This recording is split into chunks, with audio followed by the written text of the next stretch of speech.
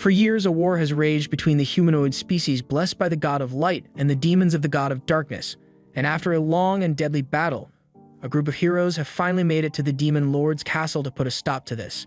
However, along the way, there were several casualties, and right outside the throne room, the team is attacked by a demon baddie. Theron tells Kyle and Urza to go on without him while he handles the demon on his own. So they continue moving, but they both know Theron isn't making it out of that alive. They make their way into the throne room, but all of a sudden, Kyle is attacked by several spheres of dark matter from above. He is able to block a few of them, but he can't handle this many, so the mage, Urza, jumps in front of him to block the shot, but in the process, she is completely disintegrated. After Urza's death, the Demon Lord finally shows himself because he is ready to battle Kyle to the death, and the hero is so enraged that he charges in head first without thinking. The Demon Lord launches more dark matter blasts at Kyle, and luckily he manages to duck behind a pillar to avoid getting hit, but after seeing what the attack did, he is starting to get worried. The attack the Demon Lord used is called Elimination, an unblockable high-level spell that destroys everything it comes into contact with. As long as the Demon Lord possesses magic like that, Kyle will never be able to get close enough to land a significant blow, so he has no choice but to do something risky. He believes he should be able to take the Demon Lord out if he releases all the energy in the magic gem of his sword, but doing so is so dangerous that he likely won't survive. He is well aware of the risks, but he has no choice, so he releases the full power of the sword and charges forward to break through the Demon Lord's defenses. With the extra boost in power, Kyle is able to stab clean through the Demon Lord's body and completely destroy him. But in the process, Kyle's sword is completely destroyed and he is severely injured. He managed to save the world, but in the process, he lost everyone he swore to protect in the first place. His friends, his family, and even his home were all destroyed by the demons, so he doesn't feel like he won at all. A few moments later, Kyle collapses from his wounds, and he is okay with his impending death because he has nothing left to live for. But suddenly, the Demon Lord's magic gem returns, and the power inside it is beginning to overload. With the Demon Lord gone, there is no one to control its power. And if that thing goes out of control, then it could destroy the entire world. Kyle crawls his way over to the gem in an attempt to stop it from exploding, and as soon as he grabs hold of it, he gets caught up in a flash of bright light. The next time he opens his eyes, Kyle finds himself in his childhood bed, and he is extremely confused because this shouldn't be possible. He gets out of bed and walks over to the window thinking this must be a dream, but sure enough, when he looks outside, he sees his hometown in all its glory. The same hometown he once watched burn to the ground after a demon attack. The sight brings a tear to his eye, but after everything he has been through, he still can't accept that this is reality. Just then, his childhood friend, Lise, comes into the room looking for Kyle, and as soon as he sees her, he freezes up. Lise notices that Kyle is acting strange, so she asks him if everything is alright, but he doesn't say a word. He still believes all this is just a hallucination, but at this point he doesn't care, he's just happy to see Lise again, so he hugs her as tight as he can. Lise gets flustered and asks Kyle what he's doing, but Kyle is too stuck in the moment to respond. She tries to pull away from him, but Kyle doesn't let her go, so they both lose balance and end up falling onto the bed. Now that Kyle is on top of her, the tension is palpable, and he is ready to go all the way. But at this point in time, Kyle and Lise don't have that kind of relationship yet, and after everything he has done, her embarrassment has officially turned to anger, so she pushes him away and punches him so hard that he flips through the air 3 times. Kyle is now writhing in pain on the bed, and Lise yells at him for trying to pull something like that with no warning. She doesn't know what's wrong with him today, and she normally wouldn't be so angry because she likes him too, but she'd appreciate a little heads up next time, so she can be emotionally prepared. Lise then storms out of the room, leaving Kyle to think about what he has done. But while Kyle is thinking, he realizes that he actually felt Lise's punch, and it hurt a lot. If this were really a dream, then he shouldn't be able to feel pain at all, so there's a possibility that this is the real world. Kyle then gets up to lift the sheets off, and to his surprise, he sees the Demon Lord's magic gem lying there, so he now knows for certain that this is the real world. He walks over to the mirror to take a proper look at himself, and he realizes he looks a lot younger than he did before.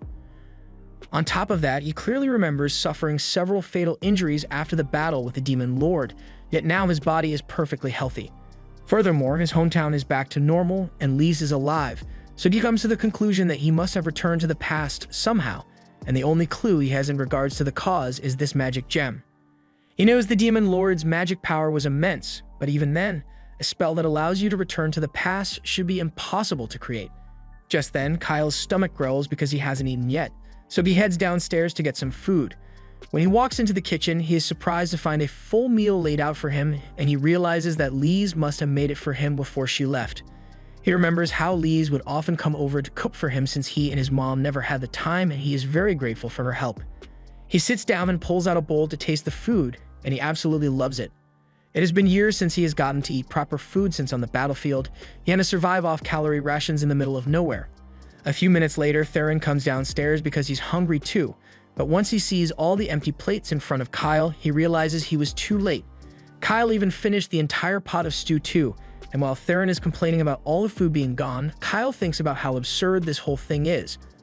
Up until a moment ago, the two of them were fighting alongside one another against the Demon Lord, but he ended up sacrificing himself so Kyle could finish their mission. Theron notices Kyle staring at him, so he turns around and asks him if something is wrong. Kyle snaps out of it and says he's alright, but he still doesn't know how far into the past this is, so he asks Theron what year this is.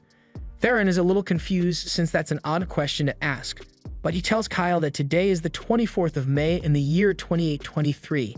Kyle can't believe what he just heard, so he asks Theron if he's sure that's today's date, and Theron tells him he is serious.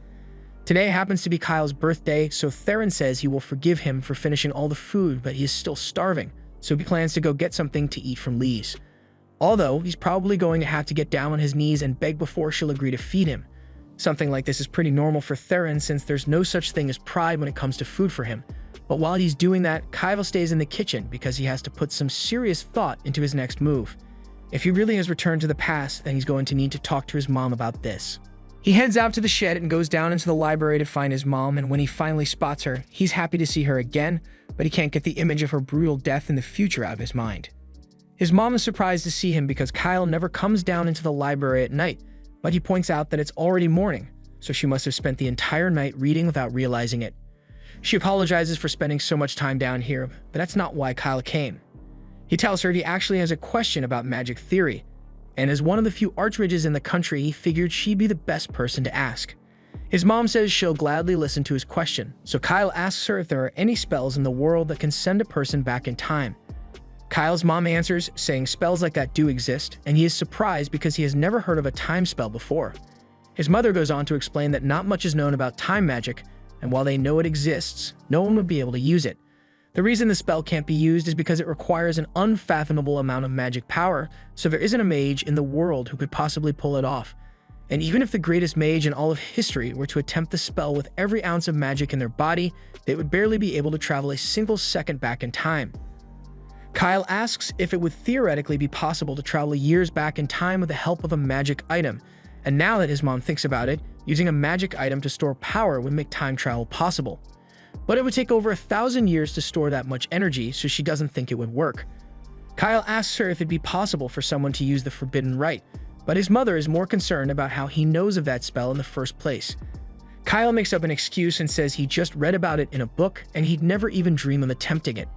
His mom is relieved to hear that, but the reason she was so worried is because the Forbidden Rite is a spell that allows one to sacrifice life force in exchange for magical power, so it's very dangerous. But even if someone were crazy enough to use it, she still doesn't think it would be possible to use time travel magic effectively. You would need to sacrifice the lives of half of all the humanoids on the continent to pull something like that off, and as far as she knows, there's no one capable of such an atrocity. Besides, there's no catalyst in existence that's capable of storing that much magic power in the first place. But if an artifact like that does exist, then it'd probably be recorded in this book. Kyle's mom flips through the pages of the book, and once she finds what she's looking for, she shows it to Kyle. It's a section about the legendary divine dragon's heart. It is said that the ancient kingdom of Sarles was able to prosper for thousands of years thanks to the power stored inside the gem, but eventually the gem's power was depleted, leading the kingdom to ruin. Kyle's mom believes an artifact as powerful as the dragon heart would be able to store enough power to make time travel possible, but it's been missing for over 1,000 years, so it's possible that it has fallen into the hands of the demons by now. Kyle is starting to piece together what happened, as it's evident that the gem he got from the demon lord must have been the dragon's heart. Kyle's mom thinks it's nice that the two of them are spending time together again because she was worried he has been avoiding her. Kyle apologizes and says he wasn't doing it on purpose, but his mom isn't really mad about it. She's just happy that he came to see her today, and for some reason, she gets the feeling that Kyle is acting a little more mature than usual. Anyway, she remembers Lise saying she'd come over to cook for them today, so she asks Kyle if he wants to go upstairs to eat. But before she leaves, Kyle tells her he actually already ate all the food, and with that single sentence, all the motherly love she felt towards him vanishes for a split second. A moment later, she regains her composure and tells him it's alright since today is his birthday, but she's not going to get him a gift anymore. Talking to his mom was really helpful because Kyle got a lot of useful information from her. Like the fact that this thing is the Divine Dragon's heart and that the Demon Lord most likely pre-programmed the spell into it to send himself back in time. But Kyle still doesn't understand what the Demon Lord would want to go back in time for. Just then, Lise walks up to Kyle, and as soon as he notices her, he begins apologizing for what he did this morning. He tells her he only did it because of a bad nightmare he had, so Lise asks what kind of dream it was. Kyle admits that part of the dream involved her dying, and she now understands why he suddenly hugged her like that. Lise smiles and says she's willing to forgive him since it wasn't his fault, but seeing her smile like that only reminds Kyle of everything he's going to lose in the future. Their village is the closest to the demon territory, so once the invasion begins, they will be the first to suffer the demon's attack. The village ended up being burnt to the ground, and Lise was killed in the chaos of it all. So from that moment on, Kyle swore that he would avenge her. But now she's sitting right in front of him, as alive as ever. Lise asks Kyle if something is wrong since he suddenly got all quiet, but he is deep in thought because if he doesn't do something soon, then 3 years from now he is going to lose everyone he loves again. He refuses to let things end the same way, so no matter what it takes, he swears to himself that he will change the future and save everyone from their cruel fate. Kyle needs to be ready for the day of the Great Cataclysm 3 years from now, so the next day he begins his training and creates a mental image of the Demon Lord to fight against. He charges forward at the mental image, but after countering a few attacks, he realizes his body is weak as hell compared to how it was before. Although it's kind of expected since by this point in time, Kyle had been living like a certified bum for years, so his compatibility absolutely sucks. However, he seems to have retained his increased magic stats from the future, so he tries to make up for the lack of strength by casting speed and strength enhancement on his body. But unfortunately, that doesn't do much to fix his uncoordinated body, so he still fails instantly. Kyle realizes that he needs to put in a lot of work to make his body strong enough to handle his magic power, so he is determined to continue his training. Meanwhile, Lise and Theron have been spying on him from the bushes, and from their perspective, Kyle has just been yelling and falling over by himself all morning, so they are starting to get seriously worried. Just then, Theron's mom, Layla, shows up, and she wants to know what the two of them are up to. They both explain that Kyle has been working really hard lately, which is weird since a few days ago, he couldn't care less about his training. Layla has no idea what caused such a drastic change in Kyle, but if she had to guess, she thinks he might be doing it for a girl he likes. Hearing that crushes Lisa's hopes since Kyle hasn't confessed to her or anything, so she assumes he must have fallen in love with someone else and proceeds to shake him out of anger, causing him to throw up. Lise realizes she took things too far, so to make up for shaking the vomit out of Kyle, she prepares his favorite meal for lunch. Kyle is still upset about being shaken like that for no reason, but he's willing to let it go since she apologized. Anyway, since everyone is here, Kyle tells them he has a question he'd like to ask. He wants to know the best way to force multiple nations to take action, and everyone is a bit confused since it's an odd question to ask at dinner, but his mom puts some thought into it, and there are a few ways he can force nations into action. One would be to get the kings on his side, or to become an influential figure like a priest or a hero, but if all else fails, he could always grow a mustache and commit war crimes to get the nation's attention. Kyle thanks his mom for the advice, but he needs to rally the nation's leaders within the next 2 years, and of all the options she has given, the only thing he can feasibly accomplish before then is to become a great hero. Kyle heads to his room and immediately starts reading every book available to plan out his path, and knowing what's coming in the future is really helpful here since he can confirm which legends are true. Just then, Theron comes in to see him, and he's amazed to see Kyle so focused on reading. He sits on the bed and asks if Kyle is really serious about becoming a hero since it's not exactly a job title that you can just apply for, but Kyle is already aware of that. Normally, someone would become a hero by slaying a demon king or something along those lines, but Kyle can't do that yet, so he needs to make preparations. It's a given that all heroes need to have incredible strength, but strength alone won't be enough to get the job done. To put it bluntly, Kyle says he needs to get a lot of money. That doesn't sound like a very heroic goal to Theron, but Kyle is completely serious. As a hero, he can't go around accepting rewards for his heroic deeds, but equipment and traveling costs are pretty expensive, so he's going to need a decent bit of money saved up if he's going to pull this off. Aside from that, he also plans to gain favor with as many influential people as possible to raise his notoriety, but this is starting to sound like Kyle is trying to become a politician instead of a hero. Aside from money and connections, Kyle also says he's going to need a lot of luck, because heroes need to show up at the right place and time when things go wrong. Theron is starting to get worried that Kyle might really be taking the mustache route, but Kyle assures him that he doesn't plan to create any problems just so he can save the day. But he won't deny that he plans to use underhanded tactics to achieve his goals. Theron really doesn't think a hero should be saying stuff like that, but while they're both here anyway, he asks Kyle why he wants to become a hero. He can tell that being a hero is more like a stepping stone towards an end goal for Kyle, so he wants to know what that end goal is.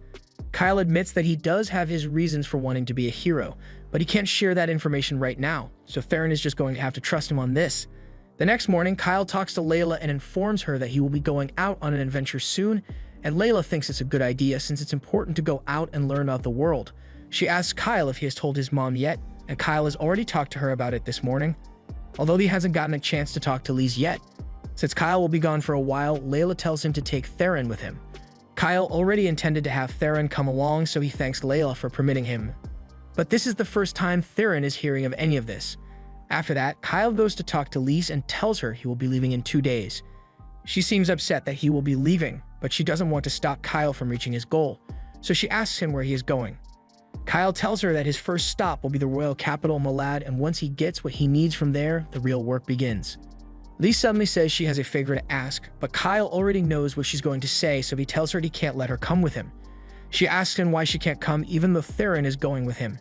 She has been training hard with the Oracle Warriors, so she assures him that she won't be a liability.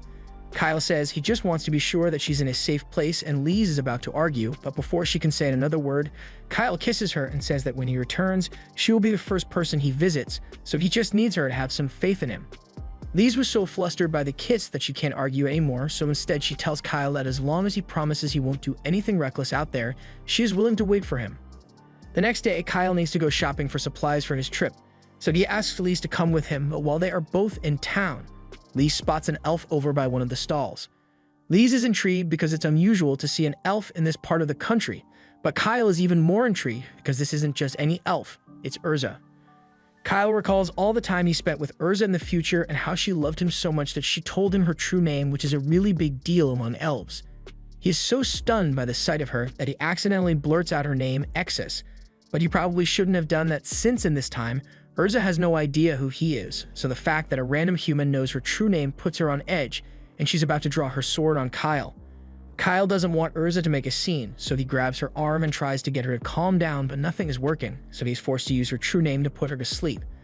Urza then falls into Kyle's arms, and that takes care of one problem, but now Kyle has to deal with Lise, who saw the whole thing. Kyle says he has a perfectly good explanation for this, but I mean, from Lise's perspective, he just walked up to a pretty elf girl, put her asleep in the middle of the street, and is now probably going to kidnap her, so he can't really talk his way out of this. After taking Urza back to his house, he tries convincing her that she imagined him saying her true name, but she isn't dumb enough to fall for that. She knows she heard him say it, but the only people who are supposed to know her true name are her parents, so she demands to know where Kyle learned it. Kyle can't exactly explain that 4 years from now, he and Urza become lovers, and she eventually tells him her true name, and even if he did, there's no way she would believe him. Urza threatens to kill Kyle to make sure he doesn't tell anyone her true name, but Kyle asks her to please wait because he will explain everything to her eventually. Urza can't believe Kyle is asking her to trust him with something as important as her true name, so Kyle offers an alternative. He says he is willing to perform an application of the contract with Urza to prevent him from using her true name for evil. Contracts like these are usually formed between humans and spirits, but in special cases, they can be used to bind two people together. The terms of this contract will be that Kyle isn't allowed to reveal Urza's true name to anyone or use it for evil purposes, and if he breaks the terms at any point, then he will immediately die a painful death. Urza is surprised that Kyle is willing to stake his life on this, so she decides to trust him for now, but she currently isn't able to form the contract since she would need a full moon for that, and the next full moon is in 3 weeks, so she says she'll have to stay in town to keep an eye on Kyle until then. However, Kyle tells her that he's actually leaving town tomorrow, so Urza is forced to join him on his journey since she can't risk letting him out of her sight. The next day, everyone has packed their stuff, and they are about to set out, so Kyle says goodbye to his mom. Lise is also going to be joining Kyle now because she doesn't trust him enough to let him travel alone with Urza after how weird he started acting when he first saw her. The group eventually begins their journey, and Theron almost immediately starts flirting with Urza since he wasn't expecting such a pretty girl to randomly join their party. However, Urza insists that she isn't a part of their party, she's just coming along because she has to stay near Kyle until they've formed their contract. But no one was actually listening to her. Anyway, with Urza and their party, Kyle says they don't need to head to the royal capital right away anymore. Instead, they are headed for the Sumgard Mountains to find the Magic Queen's labyrinth. Theron doesn't think it's worth going since they've all heard the legends and that labyrinth is so large that they'll never be able to find the treasure in there.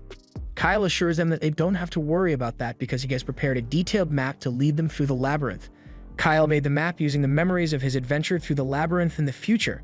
But since the labyrinth is still uncharted territory at this point in time, the others find it hard to believe that Kyle managed to get his hands on a genuine map, so they think he got scammed. Urza feels kind of bad for Kyle, so she makes up something about the paper being 1,000 years old magic tree paper to make it sound more genuine.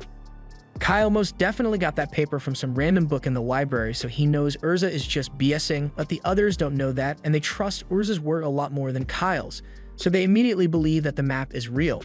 But even with the map, the labyrinth is still so big that it will take them ages to get to the treasure. However, Kyle has already thought of a solution for that as well, so he tells everyone they are going to dig a tunnel.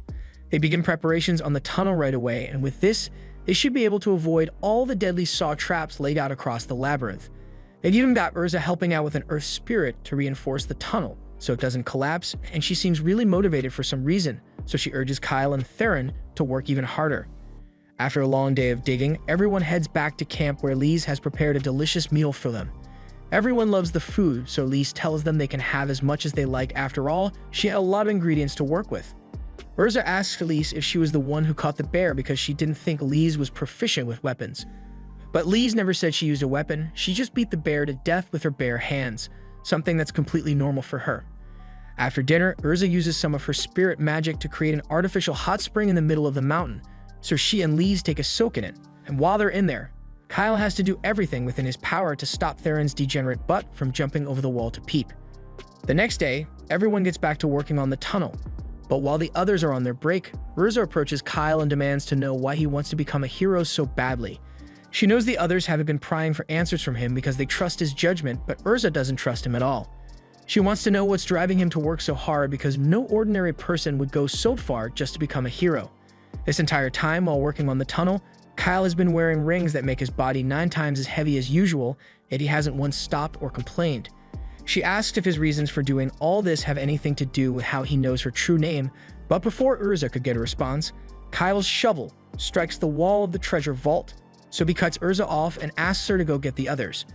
Once everyone has arrived, Kyle kicks down the wall and they are greeted by a massive pile of treasure. Theron is overjoyed because with this amount of money, he's never going to have to work again. But while he is busy swimming through the gold coins, Kyle sneaks off on his own because there's a secret treasure hidden in this labyrinth that he needs to find. He makes his way over to one of the back rooms, and there he finds the legendary sword that accompanied him in so many battles in the future, and as he approaches the blade, the sword's avatar appears.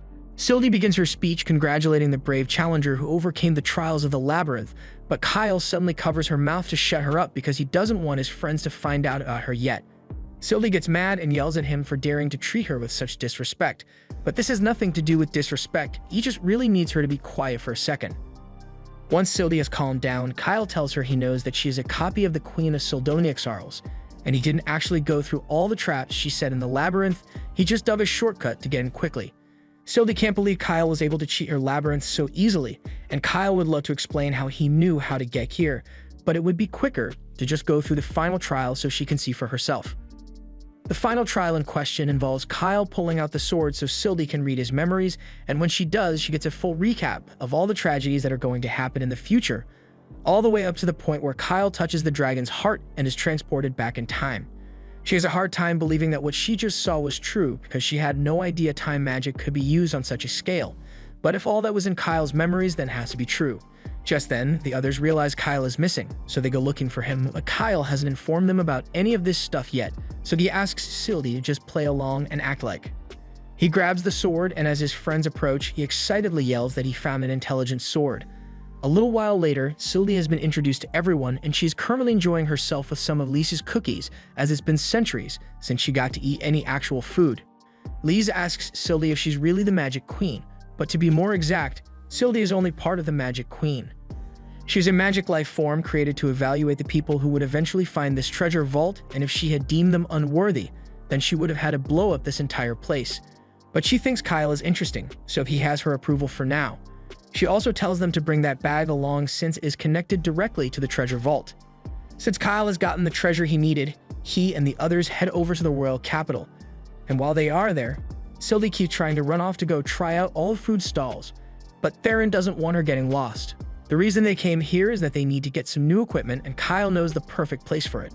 He leads everyone to a weapons store in the middle of town, and this place is pretty exclusive, so when they walk in, the receptionist asks them if they have a recommendation letter or something because kids like them could never afford to buy this stuff here.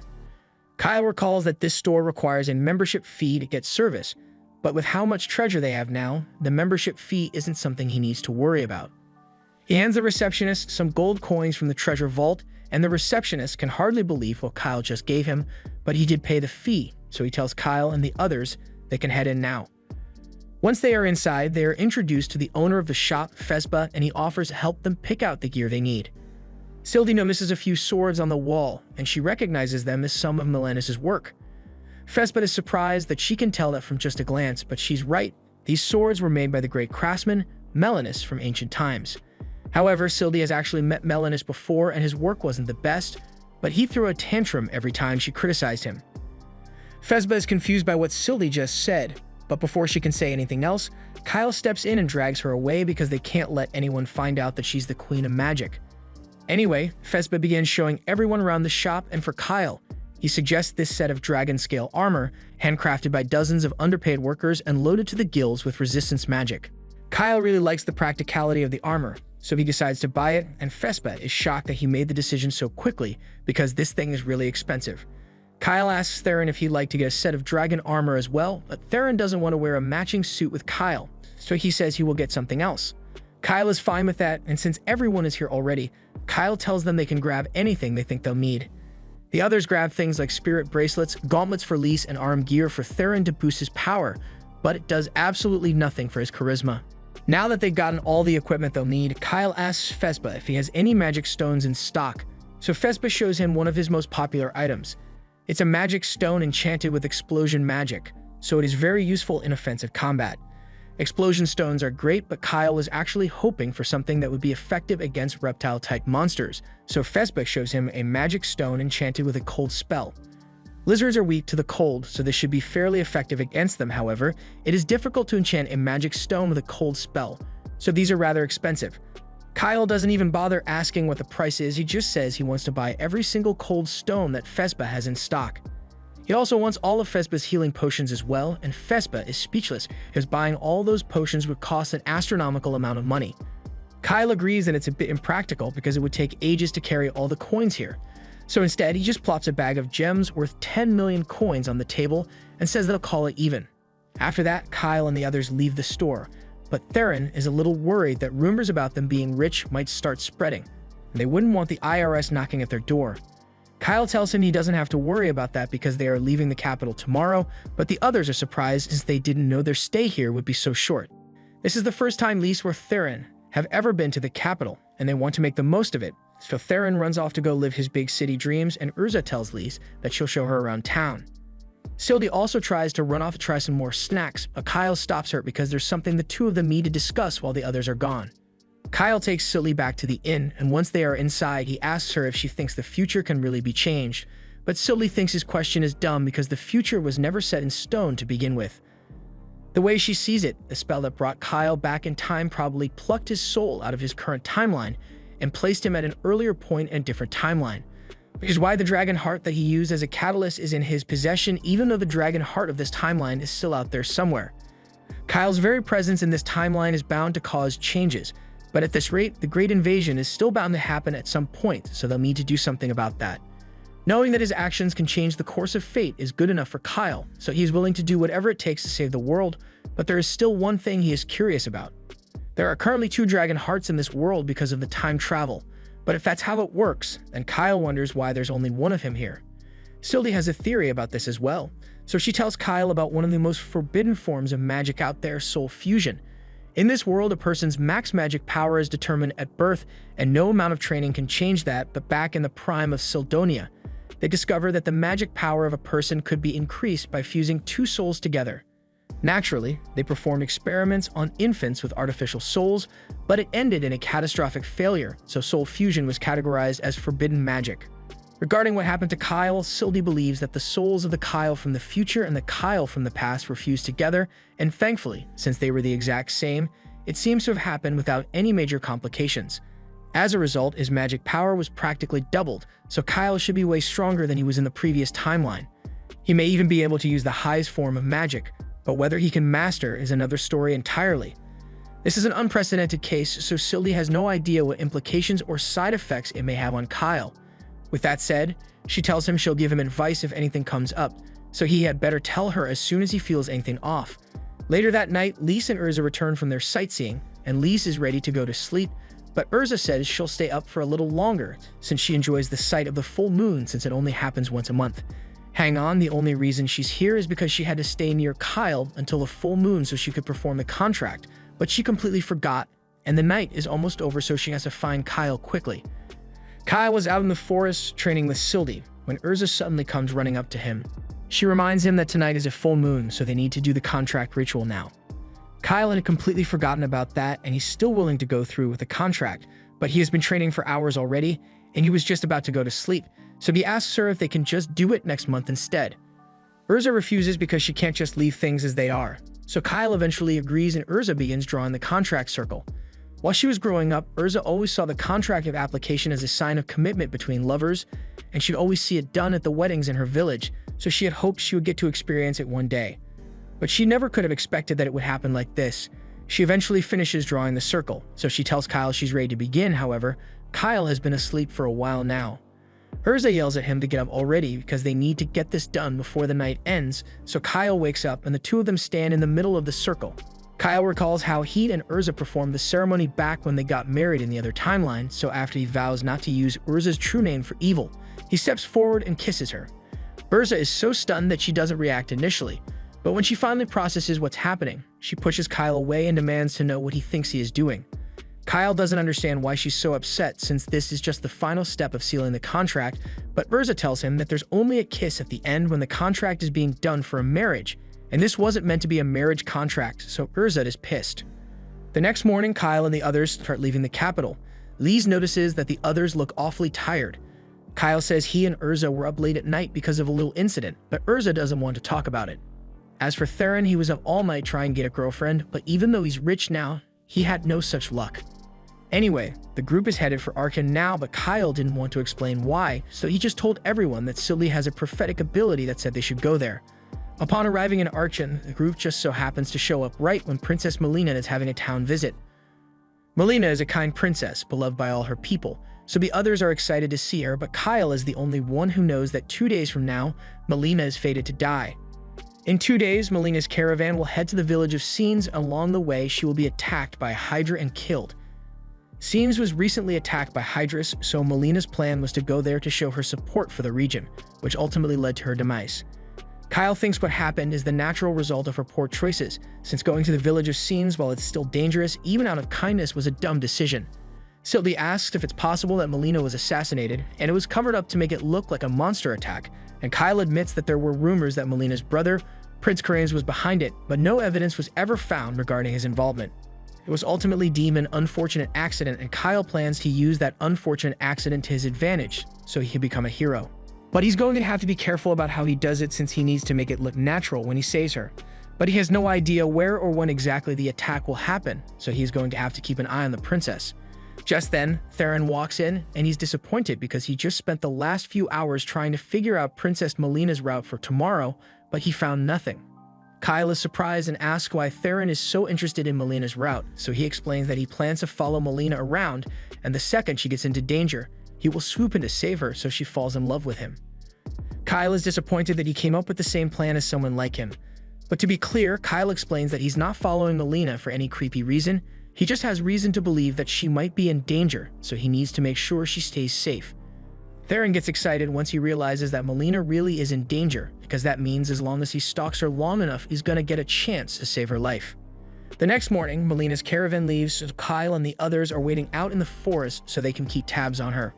However, Urza asks Kyle how exactly they are going to do that when they can't get close to Melina without drawing too much attention. Fortunately, Sylvie has the perfect ability for the job, so she transforms herself into a hawk and flies onto Kyle's shoulder. The others are shocked since they had no idea that was even possible, but Sylvie explains that her real body is the gem inside the sword, and her physical form is just a manifestation made from her magical energy, so she can turn into anything she wants. As a hawk, there's no way anyone would notice her following Melina's carriage, and as an added bonus, she can give the others a real-time feed of what she's seeing using her gemstone. Herza is amazed by how versatile Sylvie is, because with an ability like this, it would be possible to spy on anyone without them knowing.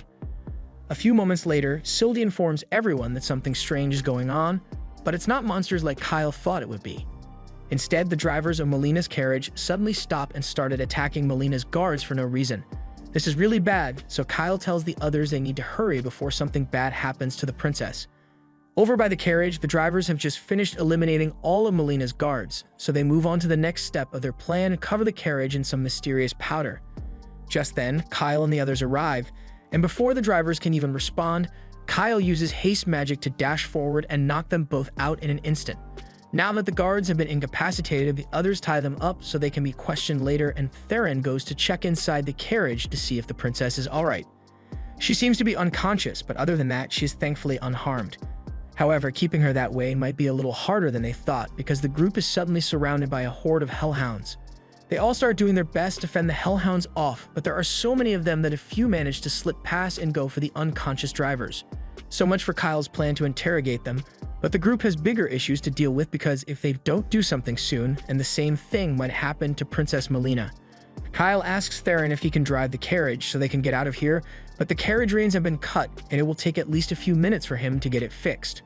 On a side note, those are some of the nonchalant horses I've ever seen. Soon after, Kyle hears loud footsteps heading in this direction, and if it's what he thinks it is, then this is really bad. He tells Theron to stay near the princess and protect her no matter what, while the others should keep fending off the wolves. As for him, he says he's going out to handle what's coming on his own. Lee's objects and tells Kyle it's too risky, but he says he's the only one who stands a chance of beating it, and he promises not to do anything too risky. Lise and Urza have no choice but to trust Kyle, so they go back to fighting the hellhounds while he makes his way deeper into the forest. As Kyle is running, Sylvie asks him if he really thinks he will be able to defeat a Hydra on his own, and he is fairly confident that he can do this. As far as Hydras go, their strength is determined by the number of heads they have, and Kyle has beaten one with 3 heads before, so as long as it's not more than that, he should be fine. Kyle eventually confronts the Hydra, and after taking a quick look at it, he counts 1, 2, 3, 4. Okay, that's a lot more than 3 heads. The Hydra has 8 heads in total, and Kyle didn't really account for this, so Sylvie asks him if they should run. However, it's too late to retreat now, so Kyle has no choice but to face the Hydra. Hydras have simple attack patterns, so dodging it won't be too much of a challenge, but the Hydra also possesses scales that make it practically immune to sword strikes. However, that's not even the worst part about dealing with one. It also has incredibly foul poison breath that kills all living things that come into contact with it. Normally, getting hit with a blast point blank would be a death sentence, but that poison resistance from the dragon armor is really coming in handy right now. Kyle knew he would probably have to face a Hydra here, which is why he spent so much money buying all these magic crystals in the first place, and those cold spells are going to be really helpful here. He throws one of the cold crystals at the Hydra, and once the spell activated, it freezes the Hydra in place, buying Kyle enough time to throw an explosive crystal at it and cause a decent amount of damage. The combination of ice and explosion magic is enough to weaken the Hydra's scales, so Kyle is now able to slice off one of its heads. Sylvie is impressed that Kyle is holding his ground so well against a Hydra, but the battle is nowhere near done, because on top of all the Hydra's other abilities, it is also able to regenerate, so simply cutting its head off isn't enough to finish it off. Kyle continues throwing his ice stones at the Hydra to weaken it, but he's down to his last ice stone, and the Hydra's regeneration doesn't look like it's slowing down. So Kyle has to finish quickly with one final blow. He has a plan in mind, but it's risky, so he's only going to get one shot at this. He clutches all the remaining explosion stones in his hand and casts haste on himself, so he can dash straight towards the Hydra. He then cuts a hole straight into its chest and jams his fist in there with the explosion stones. The Hydra smacks him away shortly after, but by then it was already too late because Kyle had accomplished his goal. All the explosion stones he put in the Hydra were activated, resulting in a huge explosion that absolutely obliterates the Hydra. With this, Kyle has successfully won his first battle as a hero, but the fact that he got covered in Hydra guts as a result is unfortunate. Back at the carriage, the others are finally done taking out the hellhounds, so they want to go help Kyle since they are worried about him. But a moment later, Kyle walks out of the bushes, and they are relieved to see that he is unharmed. They think it's amazing that he was able to kill a Hydra on his own, but they are noticeably less excited once Kyle gets closer because he smells like crap. They are still happy he made it back alive, but until he cleans himself up, they don't want to be anywhere near him, so they run away. After a few minutes of washing up, Kyle heads back over to the others by the carriage and asks them how things are going in here. Everything is fine, but Melina and her maids are still unconscious. Kyle assumes they must have been drugged since they've been unconscious for a long time now, so he asks Urza to use some of the antidote potion he bought to see if that does something. While Urza is doing that, Farron takes a look around the carriage and he finds a strange bag just sitting on the floor outside. Kyle assumes the drivers must have used the powder inside to lure the monsters here so they kill Melina and make her death look like an unfortunate accident. So in other words, when Melina died in the past timeline, it wasn't just an unfortunate accident, it was a carefully thought out assassination. Meanwhile, back in the city, Prince Carnes and the Knight Captain are in a dark room together, and when one of the cards on the table goes dark, Zentos says it's time to send a squad out to confirm whether the mission was successful or not. As night falls, Melina has finally recovered from the sedative, so she opens her eyes and she is surprised to see that she's still alive. The last thing she remembers was being drugged and put to sleep, so she was certain that today would be the day she died, but it looks like she still has some luck on her side. She asks if they're the ones who saved her life, and Theron immediately tries to take all the credit, until Lisa knocks him out before he can do anything that would make a fool of them. Kyle bows in front of Melina and explains that he and his friends happened to be nearby when they saw Melina's guards being attacked by the drivers, so they intervened and saved her life. A moment later, Melina's maids wake up and Arca sees her talking to Kyle, so her first instinct is to get in front of Melina and protect her. If only she had that type of energy when Melina was getting drugged, but Arca is just genuinely worried about Melina's safety, especially after what happened earlier. Melina tells her there's no need to worry because Kyle doesn't seem like a bad person, and even though she doesn't know much about him, she does know that she wouldn't be alive right now without his help, so she sincerely thanks him. She gets up because she wants to see the situation outside, and Kyle warns her that it's not a pretty sight, but she needs to see the current state of things with her own eyes. After examining the drivers, she asks Kyle if any of her guards managed to survive, but unfortunately, all of them had been killed by the time Kyle and the others got here, so Melina and her maids are the only survivors. Just then, Sylvie informs Kyle that a group of soldiers from Arkan is heading this way, so Kyle relays the information to Melina. But as soon as she hears that the King's Guard is on its way, she becomes panicked and tells Kyle that they need to get out of here immediately. Kyle is surprised by her reaction because he thought she'd be happy to hear that soldiers from her kingdom are on their way to help, but she tells him that those soldiers aren't here to save her, they are probably coming to make sure she died. She has given it some thought, and the person behind the assassination attempt is most likely the commander of the 2nd Battalion, Zentos, and she's sure Zentos must have ordered those soldiers to kill her on sight, so she can't let them find her alive. Melina instructs Arca to burn all the bodies here to trick the soldiers into thinking the princess is among the corpses, and in the meantime, everyone else should get onto the carriage because they need to get out of here as soon as possible. Everyone is confused, but they go along with Melina's orders, and just before getting on the carriage, Theron throws the sack of monster-attracting powder into her flames in hopes of delaying the soldiers with a sudden monster attack. Once that's done, Arca takes the reins of the carriage and everyone rides away, but Kyle is left wondering what he should do next because he didn't think he'd get himself involved in something as serious as a royal assassination plot so soon. Kyle asks Melina if she's absolutely certain that Zentos is behind this, but she knows what she heard. Yesterday, she got drugged by the prince and Zentos, and before she passed out, she could hear her brother celebrating because she had actually fallen for the trap. Now all he needed to do was put her in a carriage headed for Sains and tell everyone that she foolishly chose to go there despite the danger, and before long, she'd end up as monster food. She knew her brother was a greedy bastard, but she never really saw him as a threat since he is so incompetent, but with Zentos on his side, he could actually become a real problem. Normally, Melina would be escorted by Kilrin in the 5th Battalion to ensure her safety, but with how popular Kilrin is, she is often called away to take part in ceremonies in the royal capital. So this time, Zentos was put in charge of protecting Melina. Now that she thinks about it, she probably should have been wary of the fact that her brother came along in the first place, because he had no reason for being here. Kyle is still finding it hard to believe that Zentos was really involved in the assassination attempt, but he is certain that Melina isn't lying, so he has to accept that Zentos is his enemy now. He tells Melina that since the assassination attempt failed, they are sure to try something else, and knowing Zentos, he probably already came up with a backup plan. He's most likely going to try and pin everything on Kyle and the others and paint them as heinous criminals who slaughtered Melina's escorts to get to her. The smartest thing for them to do would be to ditch Melina to ensure their own safety, but it's kinda too late for that, so Melina tells them that she will reward them handsomely once they get back to the royal capital safely. On the bright side, they have a few things going in their favor, like the fact that Kilrin's 5th Battalion is scheduled to arrive in Archon tomorrow morning. And once they find out that Melina isn't there, Kilrin is sure to come looking for her. Kyle asks if it'd be bad if Kilrin's battalion were to run into Zento's battalion, but Melina says the two battalions are roughly equal in strength, so if anything, it'd cause more trouble for Zentos than for them.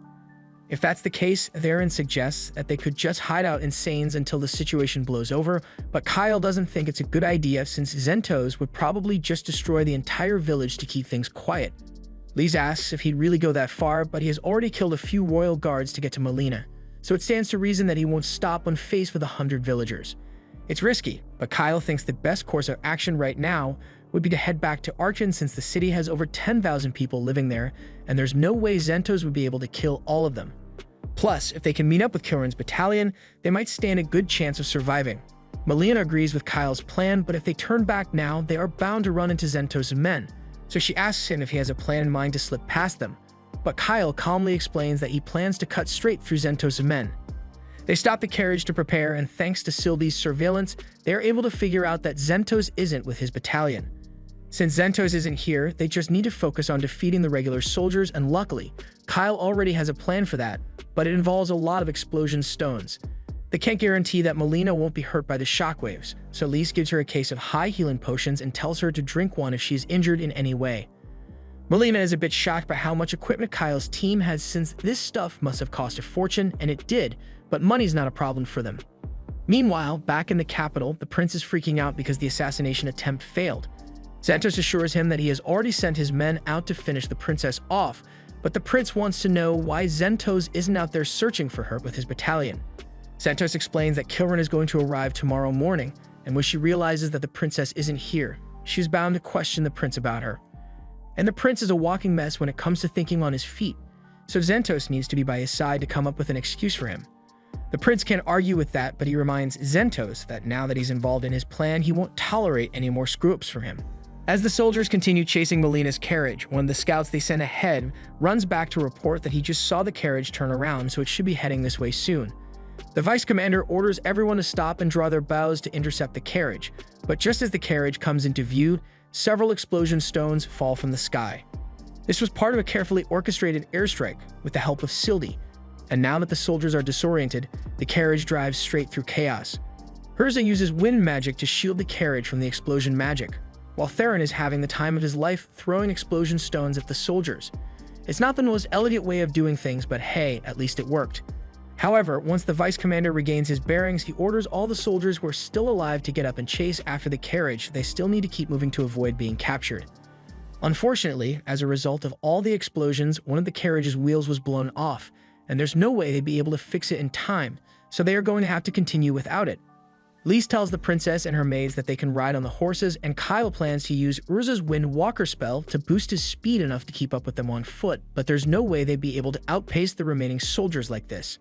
He says someone is going to have to stay behind and act as a decoy, and that someone is Theron. Theron has been busy trying to see if he could fix the carriage, but then Kyle tells him that it's his job to slow down the royal guards, and before Theron even gets a chance to complain, Kyle and the others have already started leaving. Soon after, the soldiers catch up to Theron, and to their surprise, they see him waving a white flag and yelling that he doesn't want to fight. The soldiers are curious, so they stop to see what Theron is up to, but it really looks like he just plans to surrender because he bows down and starts begging for forgiveness. He tells them that this whole thing was Kyle's idea, but he ditched him here, so if they let him go, he promises not to cause them any more trouble. He even offers them a huge bag of gold in exchange for his life, but as soon as the vice captain realizes that the princess isn't here anymore, he tells his men to just kill Theron so they can continue moving. Back on Kyle's end, Urza asks him if it was really alright for them to leave Theron behind because those soldiers definitely aren't going to spare him. Kyle admits that he would have preferred doing things differently so no one would have had to die, but this was the only way.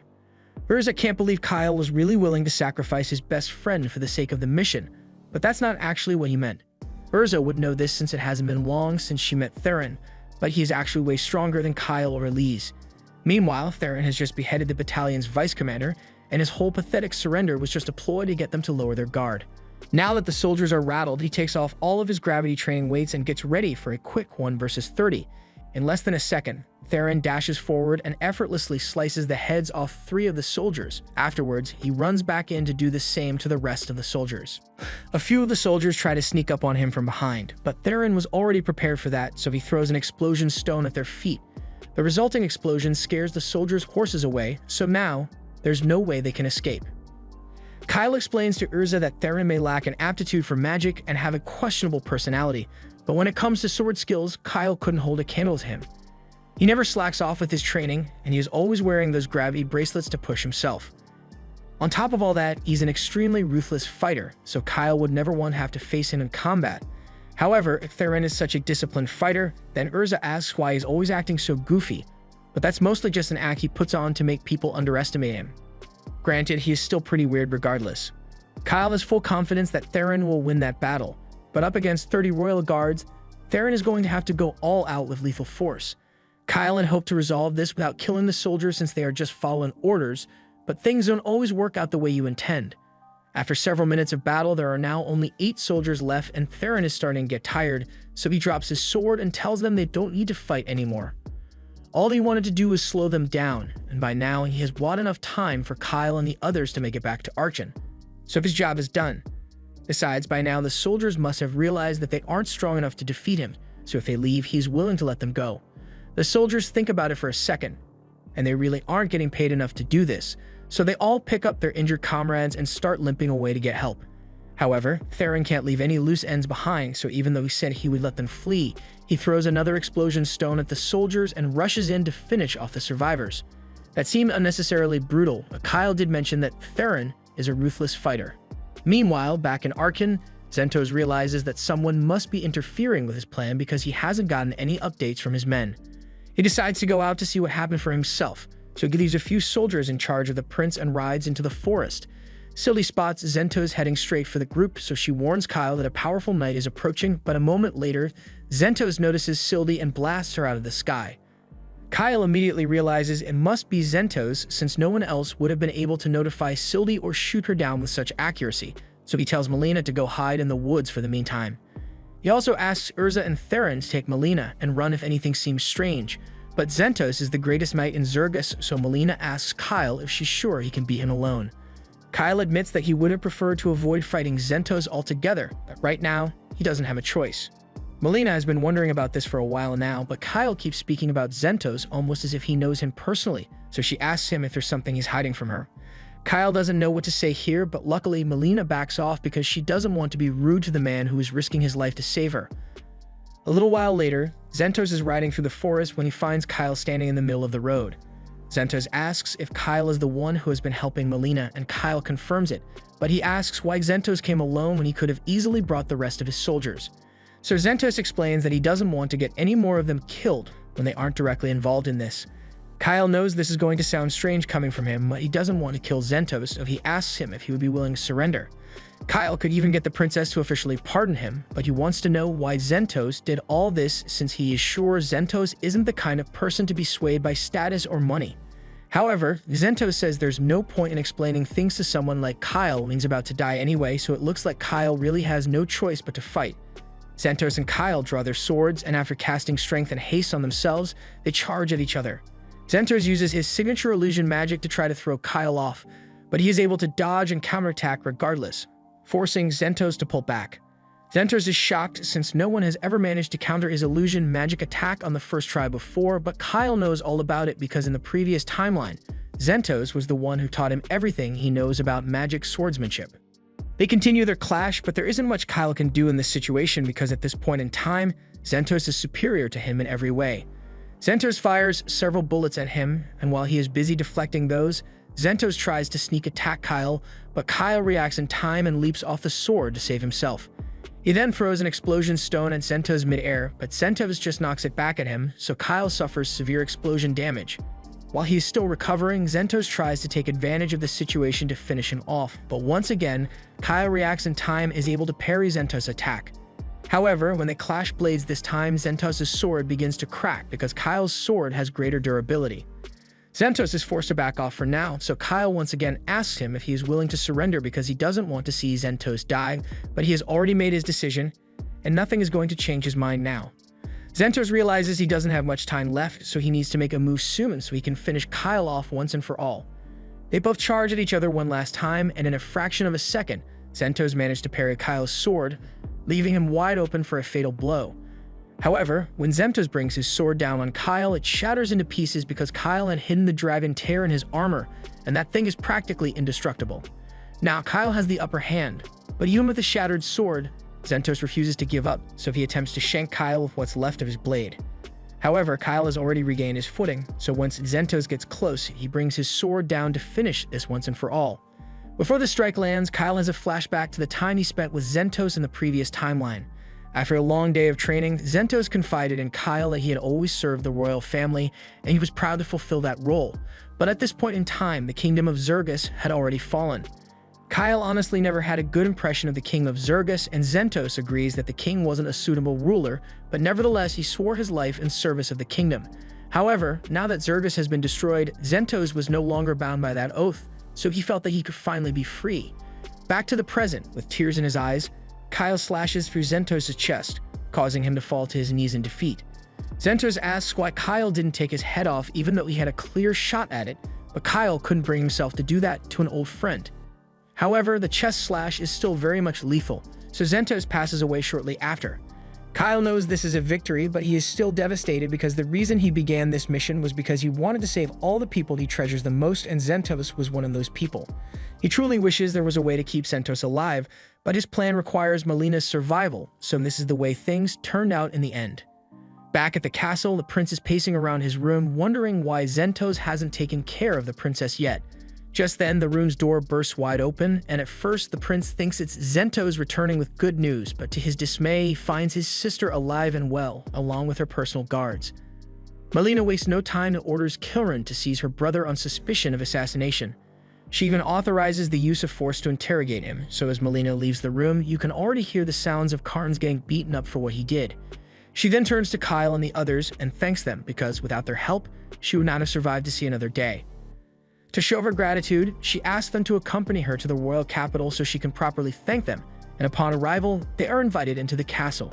Lise and Urza are both amazed by how fancy this place is, and Silly can hardly contain herself when she sees all the delicious sweets laid out in front of her, so she digs right in. As for Theron, he's over there in the corner, flirting with one of the maids. Kyle apologizes to Melina for the lack of etiquette, but Melina doesn't mind. Just then, her father enters the room, so Melina runs over to hug him, and the others slowly realize that if this man is Melina's father, then that must mean that he's the king. They immediately get up to show their respect, but the king tells them there's no need for formalities because right now, he's not here as a ruler, he's here as a father to thank the people who saved his daughter's life. The king says he is disappointed that Karns would do such a thing, but he can't help but wonder why Xentos would assist Karns with a plan like that. Melina hasn't been able to figure it out either, but she believes that another nation or demons might be involved somehow. However, there's no way to confirm that now, so it's pure speculation.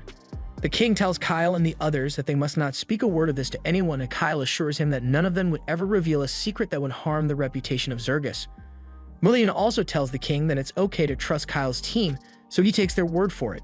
Not long after, details of the incident are released to the public, and the official story states that both Melina and Karns were attacked by monsters on their way to Sains, and a lot of royal soldiers were slain in the process. But thanks to the efforts of Kyle and his group, Melina was unharmed and Karns survived with only a few injuries to his face, so he will be recovering in a different country for now. A little while later, it is time for the official awards ceremony to thank Kyle and his friends for their brave heroism, so the king prepares to present them with the Saint's Medal. Today would come to be known as the first appearance of the hero, and the first step of Kyle's plan is finally complete. But there's still one more thing he has to do. Later that night, the king is drinking alone in his room, and he is cursing Karns and Xentos for being absolutely useless.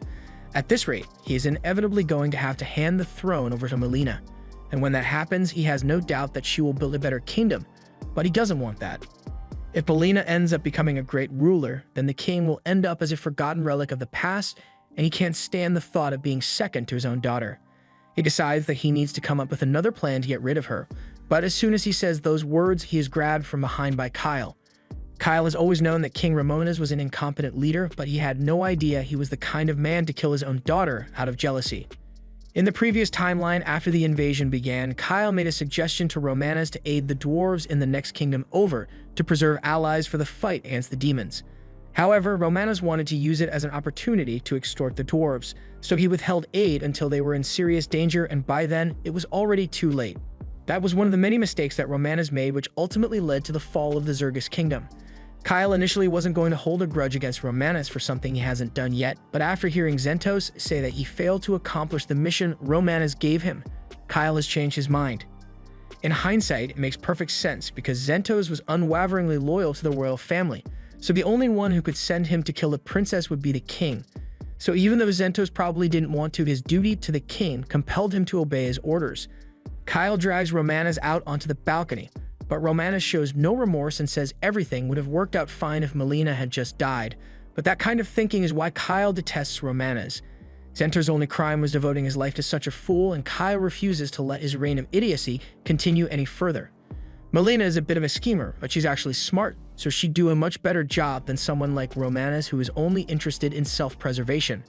Kyle then pushes him off the balcony, sending the king falling to his doom, and Kyle was careful to leave no evidence of his presence. So after the royal guards investigated the incident, they came to the conclusion that the king must have gotten drunk and accidentally fallen off the balcony. However, they couldn't release that story to the public, so as far as everyone else is concerned, the king suffered a heart attack in his sleep. The next day, Kyle and the others are having lunch out in the city, and by now, they've all heard the news of King Romanus' unfortunate heart attack. Urza thinks it's a weird coincidence that the king happened to suffer a heart attack the day after their awards ceremony, but Theron doesn't really care. He's just glad that the king didn't die a day earlier because then they would have had to wait for their awards ceremony. Kyle isn't having lunch with the rest of them because he is currently having a discussion with Melina, and she informs him that she is engaged to the third prince of the Gargan Empire. Kyle had no idea about this, but apparently the Zergus Kingdom and the Gargan Empire were once in conflict over the state of Karen. So to resolve the issue, a deal was struck where Zergus would get control over Karen, but in exchange, Melina was set to marry one of the princes of Gargan.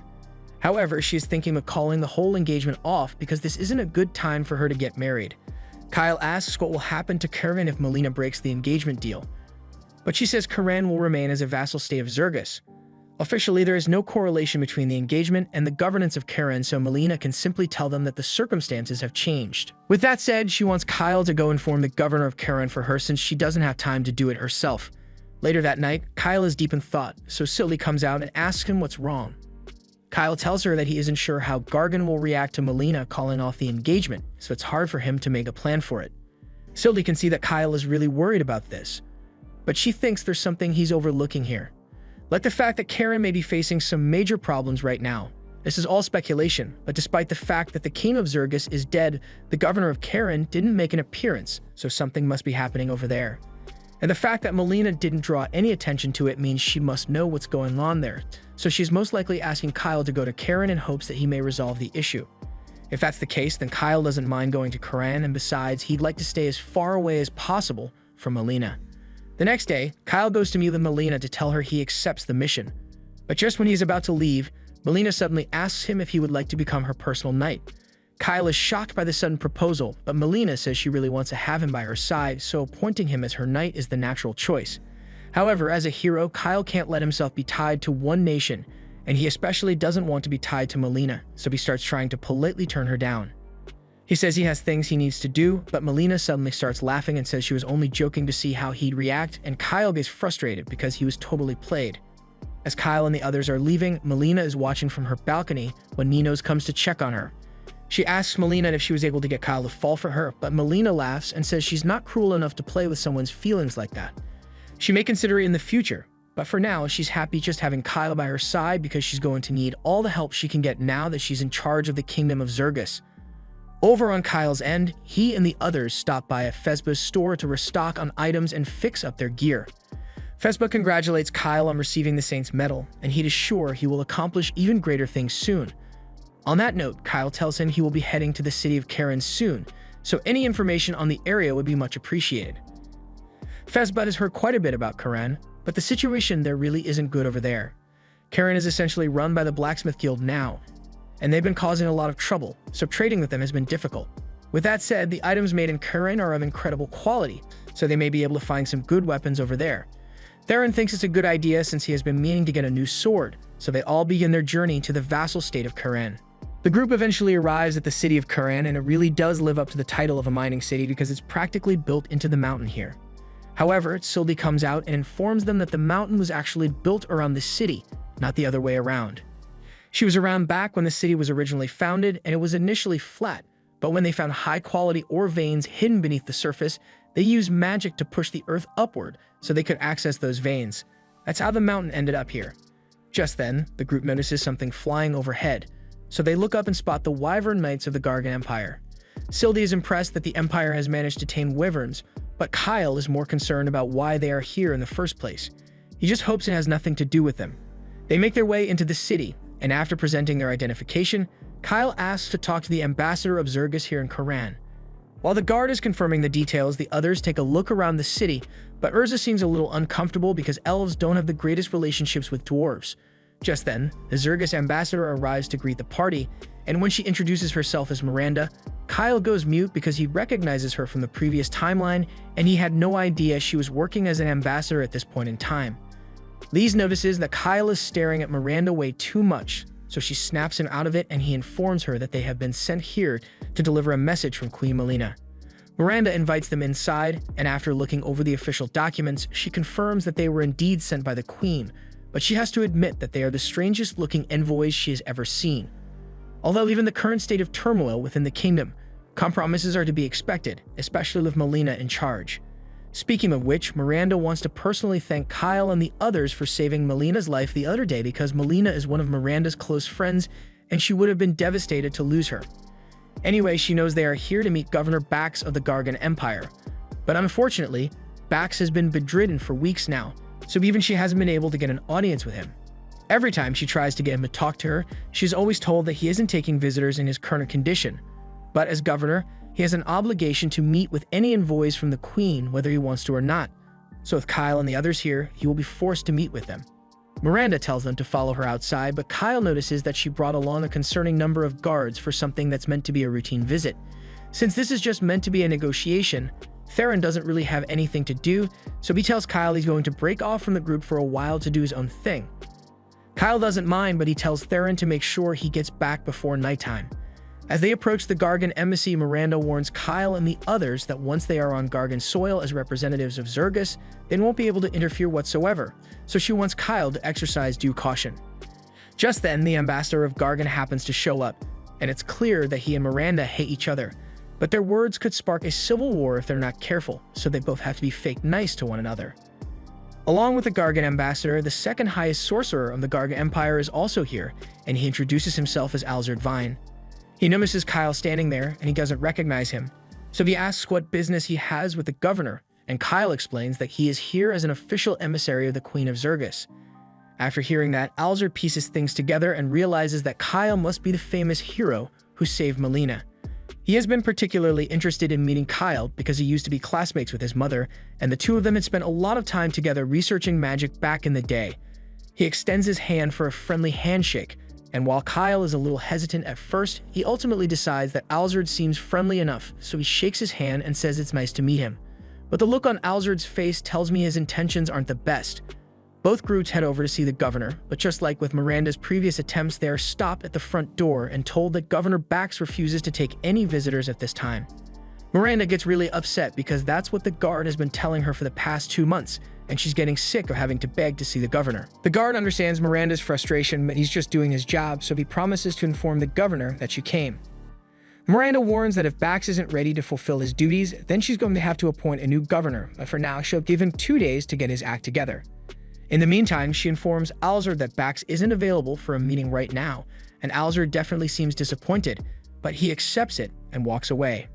Miranda is surprised by how easily Alzard gave up, and she's convinced that he must have known about Melina calling off the engagement. Coercion is one of the Empire's main tactics, so Alzard was probably sent here to try and strong-arm the governor into conceding to the Empire's demands. He probably also wanted to use the opportunity to curry favor with Kyle since he's an up-and-coming hero, so she tells Kyle to make sure he doesn't fall for Alzard's flattery. She also plans to appoint a new governor who is better equipped to contend with the Empire's tricks, or at least one that can manage to get out of bed every once in a while, and she has the perfect person in mind. a former member of the Blacksmith Guild and arguably the best blacksmith in Khura'in. Meanwhile, Theron is busy looking around the city, hoping to find a good sword for himself, but nothing here seems particularly exceptional, so he's not sure what to get. And to make matters worse, blacksmith cities don't have many girls around, so there's no one for him to flirt with. Just then, Theron hears someone scream, so he goes to take a look and finds a cute girl being grabbed by a group of guys.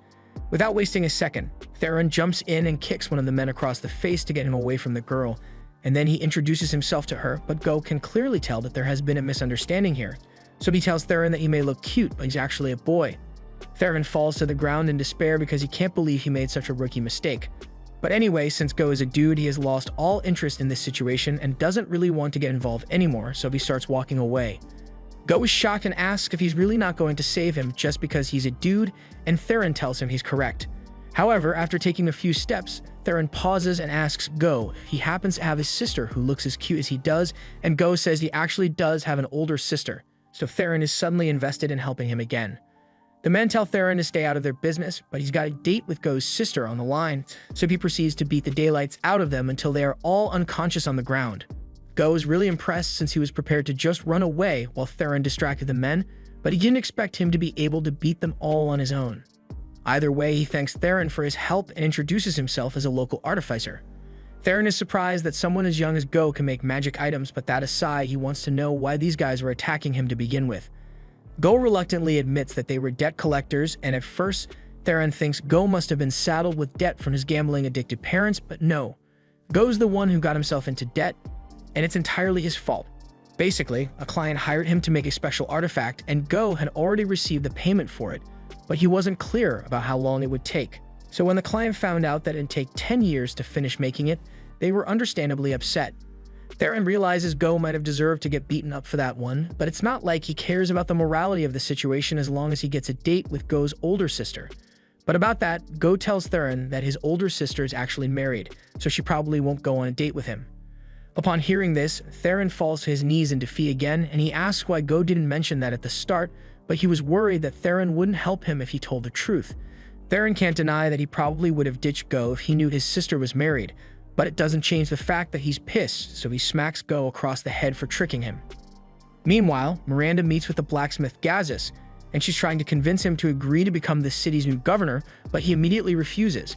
His passion in life is blacksmithing, and if he were to become the governor, then he wouldn't have time to forge any blades, so he won't accept the position. Miranda begs him to reconsider because there are a lot of issues within the city that need to be fixed, but Gazis tells her that's not something he can help with. Kyle and the others are waiting in the corridor for Miranda to finish talking with Gazis when Theron and Go walk in.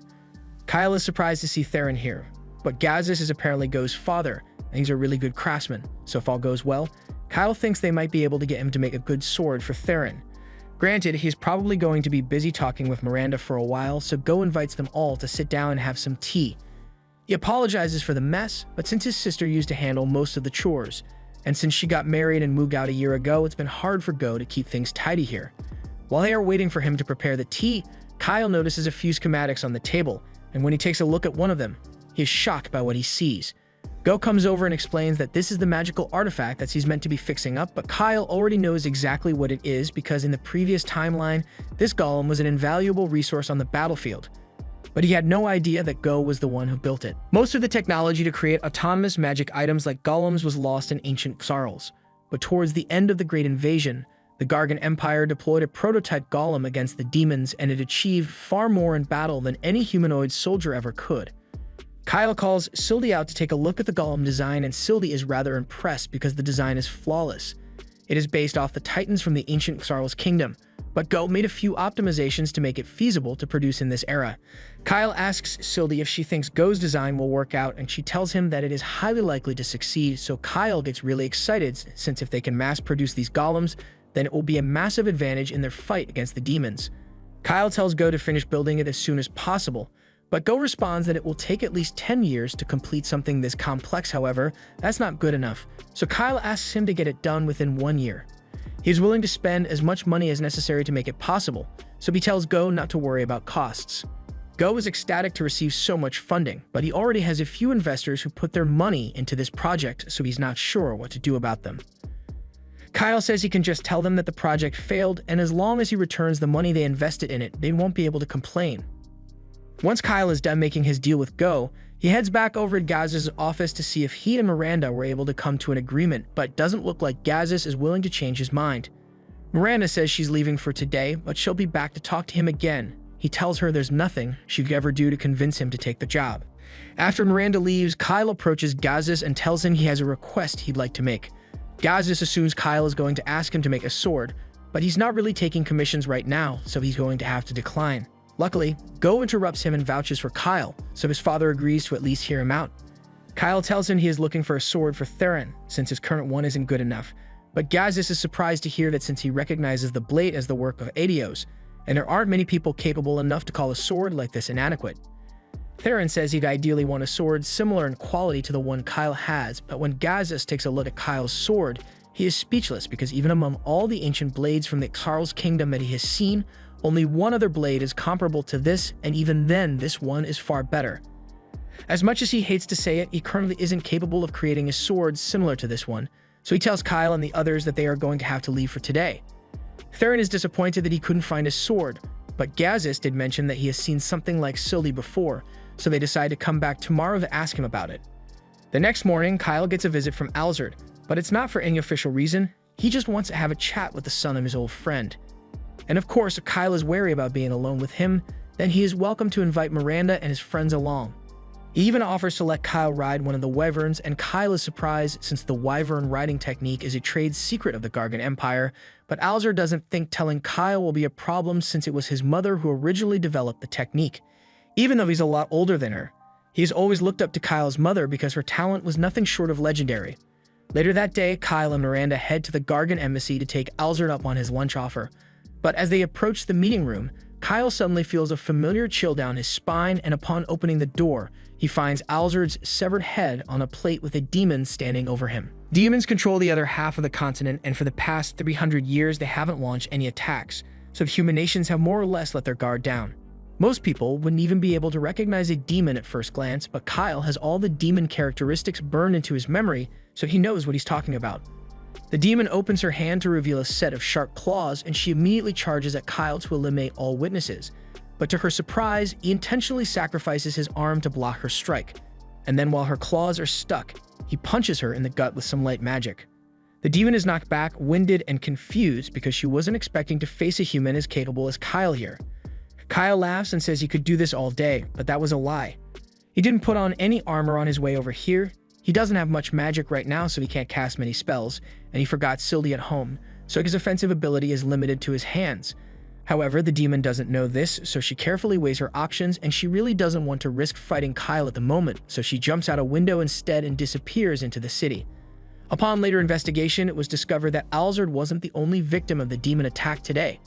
Roughly half of all the officials present in the Empire's embassy were killed, but strangely, there were no witnesses to any of the murders, and no one ever heard so much as a muffled scream. Meanwhile, back in town, Sylvie is helping Go with her research for the golems, and things have been going really well since Sylvie has a lot of first-hand experience with ancient tech. He says he managed to accomplish a month's worth of work in a day thanks to her help, but Sylvie tells him he's just as impressive for being able to learn so much at such a young age. A little while later, they are all taking a break in the dining room, and Go apologizes for making Lise do all the cooking, but she says it's fine since she's used to looking after Kyle and Theron.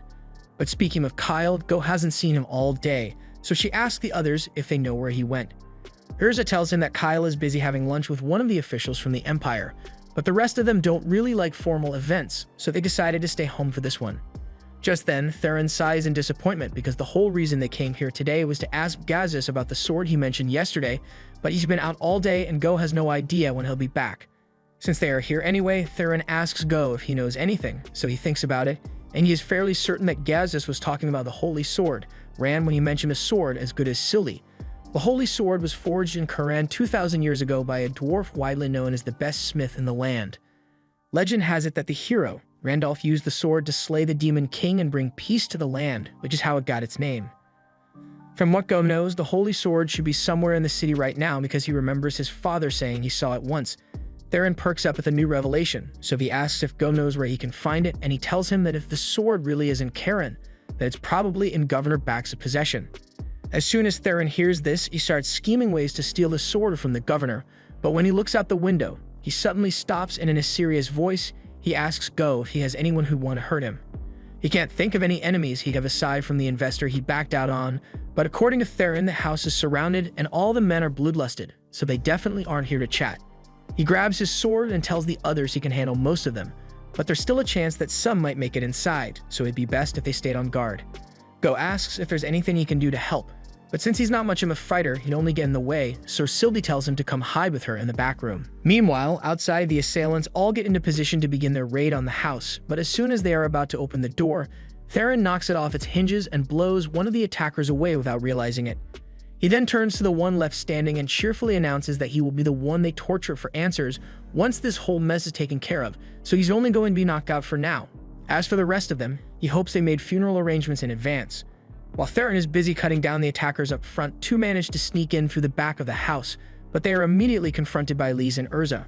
Urza realizes that the attackers are using blades coated in strong poison, so a single scratch would be enough to immobilize either of them. She warns Lise to be careful not to get hit, so she takes a deep breath and proceeds to piece the attacker up like prime Mike Tyson. As for Urza, her guy tries to stab her with a knife, but she uses a water spirit to stop the attack, and then proceeds to drown the guy midair until he loses consciousness. They both went a little overboard, but thankfully, the two guys they knocked out are still alive, so they tie them up and wait for Theron to come back in. And Go is both impressed and terrified by how easily they were able to beat them up, so he's going to keep his distance for a while. A little while later, Theron returns with the guy he kept alive, and he's glad to see that the girls are done in here as well, so it's time to start the interrogation. He sets the attacker down on the floor and asks him to tell them why he attacked this house. The guy seems reluctant to answer, so Theron warns him that it's in his best interest to spill the beans because the girls behind him are sadistic torture experts. He's totally making this up, but he's too invested to stop now, so he tells the attacker that Lise specializes in turning any household items into a torture device, whether it's knives, forks, or even a ladle. She's also not scared to cut up every inch of your skin, and just when you think it could get any worse, she rubs salt and hot sauce in your wounds. It gets so bad that he'll surely beg for death, but they have tons of healing potions here, so Urza will keep him just on the edge of death to prolong his suffering as much as possible. The guy has been thoroughly traumatized, so when Theron leans in and tells him that as long as he answers their questions truthfully, he won't have to experience any of that agonizing pain, he jumps at the opportunity and starts snitching. He tells them that they were hired to kidnap Go, but Theron isn't fully convinced since the attackers were awfully bloodthirsty for kidnappers. The guy explains that their employer told them that they could kill anyone who got in their way, which is why they were so hostile. Now that Go takes a moment to think about it, he remembers hearing a report about people going missing all over town, so that must have been the work for the attackers. Theron asks the guy what happened to all the other people who got kidnapped, and he swears that he doesn't know anything because their instructions were to take the people to an old abandoned house on the edge of town, and they never hear anything about it after that. Theron realizes that the person behind all this must be really powerful to have covered everything up for so long, so he asks him. The man isn't sure who his employer is, but he has an idea of who it might be. However, before he could say another word, Theron yells for everyone to get down as a huge explosion rips through the walls of the house. Luckily, everyone managed to survive aside from the man, so Lise says she is ready to go out and find the person responsible for the explosion. However, Theron yells for her to stay back. He can sense the person who was behind it, and he has never encountered someone this dangerous before. Sylvie asks him if he's going to chase after them himself, but he's not interested in dying today, so he's going to sit this one out. Sylvie tells him he made the right choice because that explosion was undoubtedly the work of a demon, and he wouldn't stand a chance fighting one alone right now. Later that day, the group meets up with Kyle, and after sharing the details of what happened, they realize the situation is looking quite grim. But aside from the damage the demon's attack caused, Miranda can't ignore the political implications of this. Kyle doesn't have to worry about being accused because he was the first one to fight off the demon, but since only the Empire's embassy was attacked, the Empire is sure to accuse the kingdom of colluding with the demons. Speaking of demons, Lisa knows Kyle saw one with his own eyes, but how can they be sure that a demon was behind the explosion at Go's house? Sylvie explains that such destructive magic is unique to demons because they have large mana reserves and often don't bother refining their spells. If the demons are involved in this somehow, then worst case scenario, Sylvie says they could blow this entire city off the map.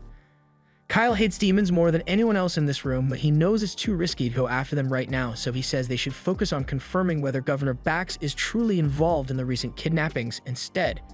They all turn to Miranda to ask if she knew about the kidnappings as well, and she apologizes for not telling them sooner, but they only recently confirmed that it was happening.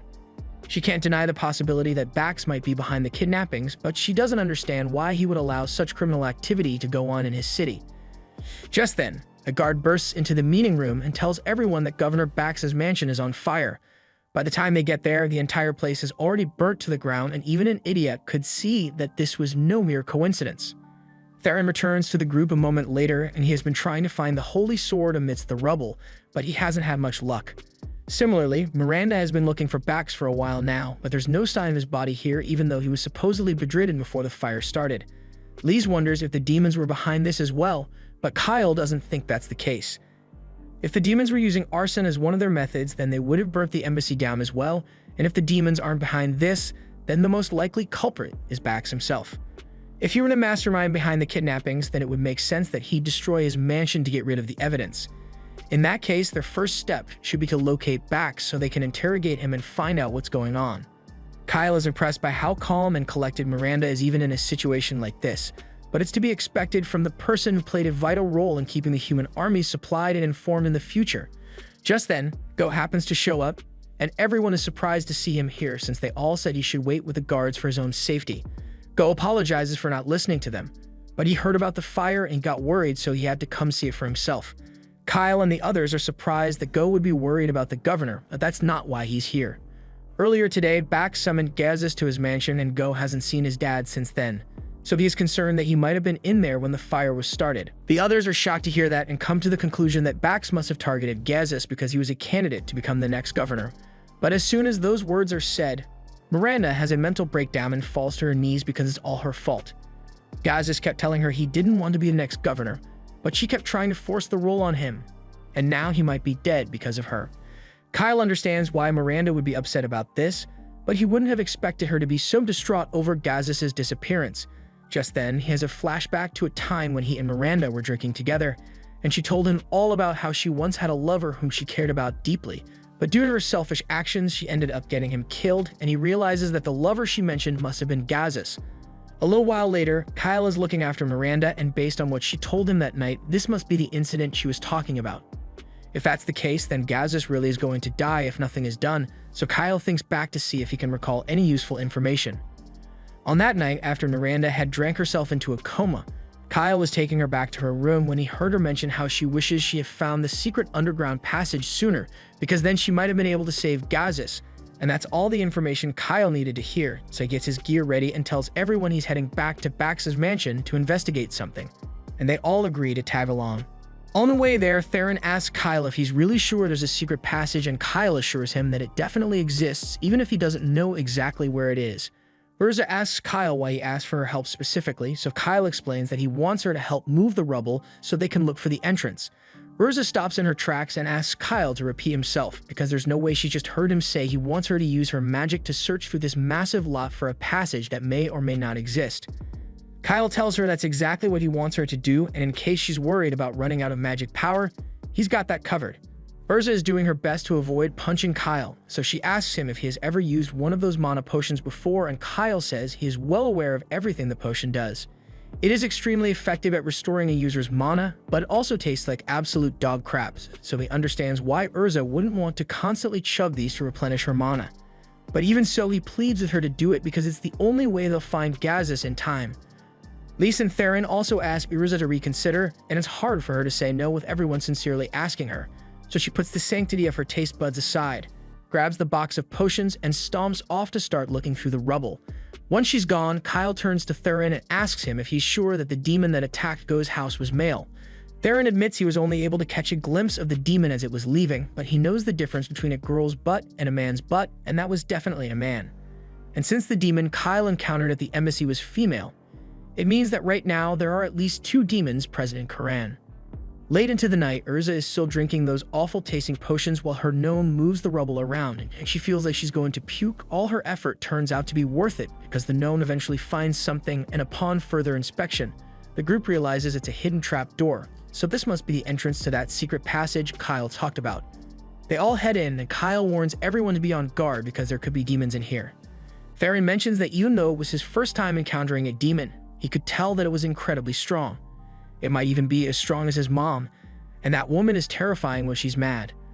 Kyle tells him that demons are individually stronger than humans when it comes to physical abilities, so comparing them to a monster like Theron's mother is accurate, but don't let Layla find out that he said that because she'd beat the shit out of him for it. Urza thinks it's impressive that Kyle knows so much about demons, but he says demons are simply dangerous enough to require this level of caution. In fact, considering Urza's current condition after using so much mana, he personally thinks she and Leech shouldn't be coming along, but as soon as he says this, they get all up in his face and say they refuse to go back. Especially Urza because she had to drink tons of that awful potion for this, so she's seeing it through to the end. Kyle knows there's no way he's going to convince these two to go back now, so he tries to convince himself that everything will turn out alright.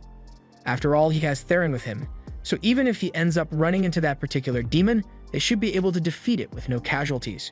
Just then, Lise notices something at the end of the passage, so they all rush over to see what it is. Once they arrive at the room, they find a table with a corpse laid out on it, and Kyle immediately realizes what's going on here because he has seen this before.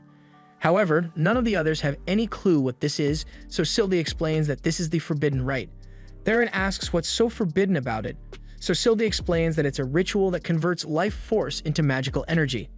They take a closer look at the corpse on the table, and aside from the fact that the body is drier than Theron's love life, they soon realize that the man was actually Bax's head butler. And the pile of corpses over there must have been the people who were kidnapped, so this pretty much proves that Bax was involved. But with that established, Lise still has no idea why someone would need mana so badly that they want to convert the life force of innocent people. Sylvie takes a look at the magic circle that was used here, and she can tell that it was designed to slowly squeeze the energy out of each of the victims. But with such a weak catalyst, it's probably going to exceed its capacity soon and blow up. Theron asks if she's sure about that, but there's no mistake in her deduction, and with the magic power stored in there, the explosion would likely vaporize half the city. That's already bad enough, but Kyle is more concerned about the kind of spell that the perpetrator is going to use all that mana for. Sylvie says she can't be sure, but she can analyze it to figure out the spell's purpose. However, before she could do so, she senses someone approaching, so Kyle and the others all hide immediately.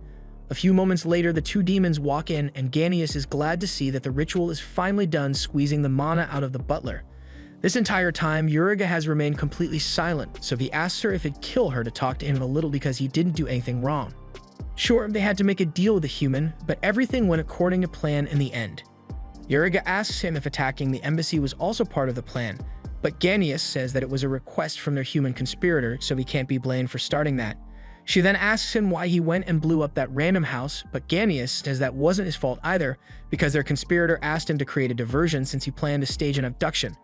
Besides, he is confident that he hasn't broken the rule about minimizing casualties, and at the end of the day, this is all so they can acquire the item that their king desires.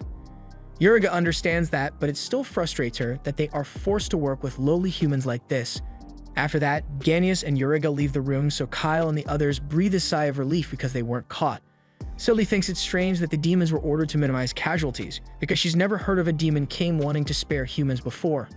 Either way, Kyle says it's good that they were able to gather valuable intel like this, so now the only thing left to do is find Bax and Gazis. They head deeper into the cave, and before long, they locate a room with a surprisingly large amount of nice furniture. And over by one of the chairs, they find Gazis tied up on the ground. They all rush over to check on him, and they are glad to see that he is alive, but they wonder who could have done this to him. Just then, they hear an old man's voice, demanding to know who they are and how they got in here. The man in question is Governor Bax, and when he realizes that Kyle and the others are the emissaries from Zergus, he starts yelling that he will protect Karen from the Empire and the Kingdom at all costs. The group has no idea what he means by protects, since this man has been kidnapping and draining the residents of Karen all their life force. Bax refuses to tell them the reason he is doing all of this, but just then, Gazis speaks up and informs everyone that the ore vein underneath Karen is about to be depleted, and once it's gone, Karan will lose everything.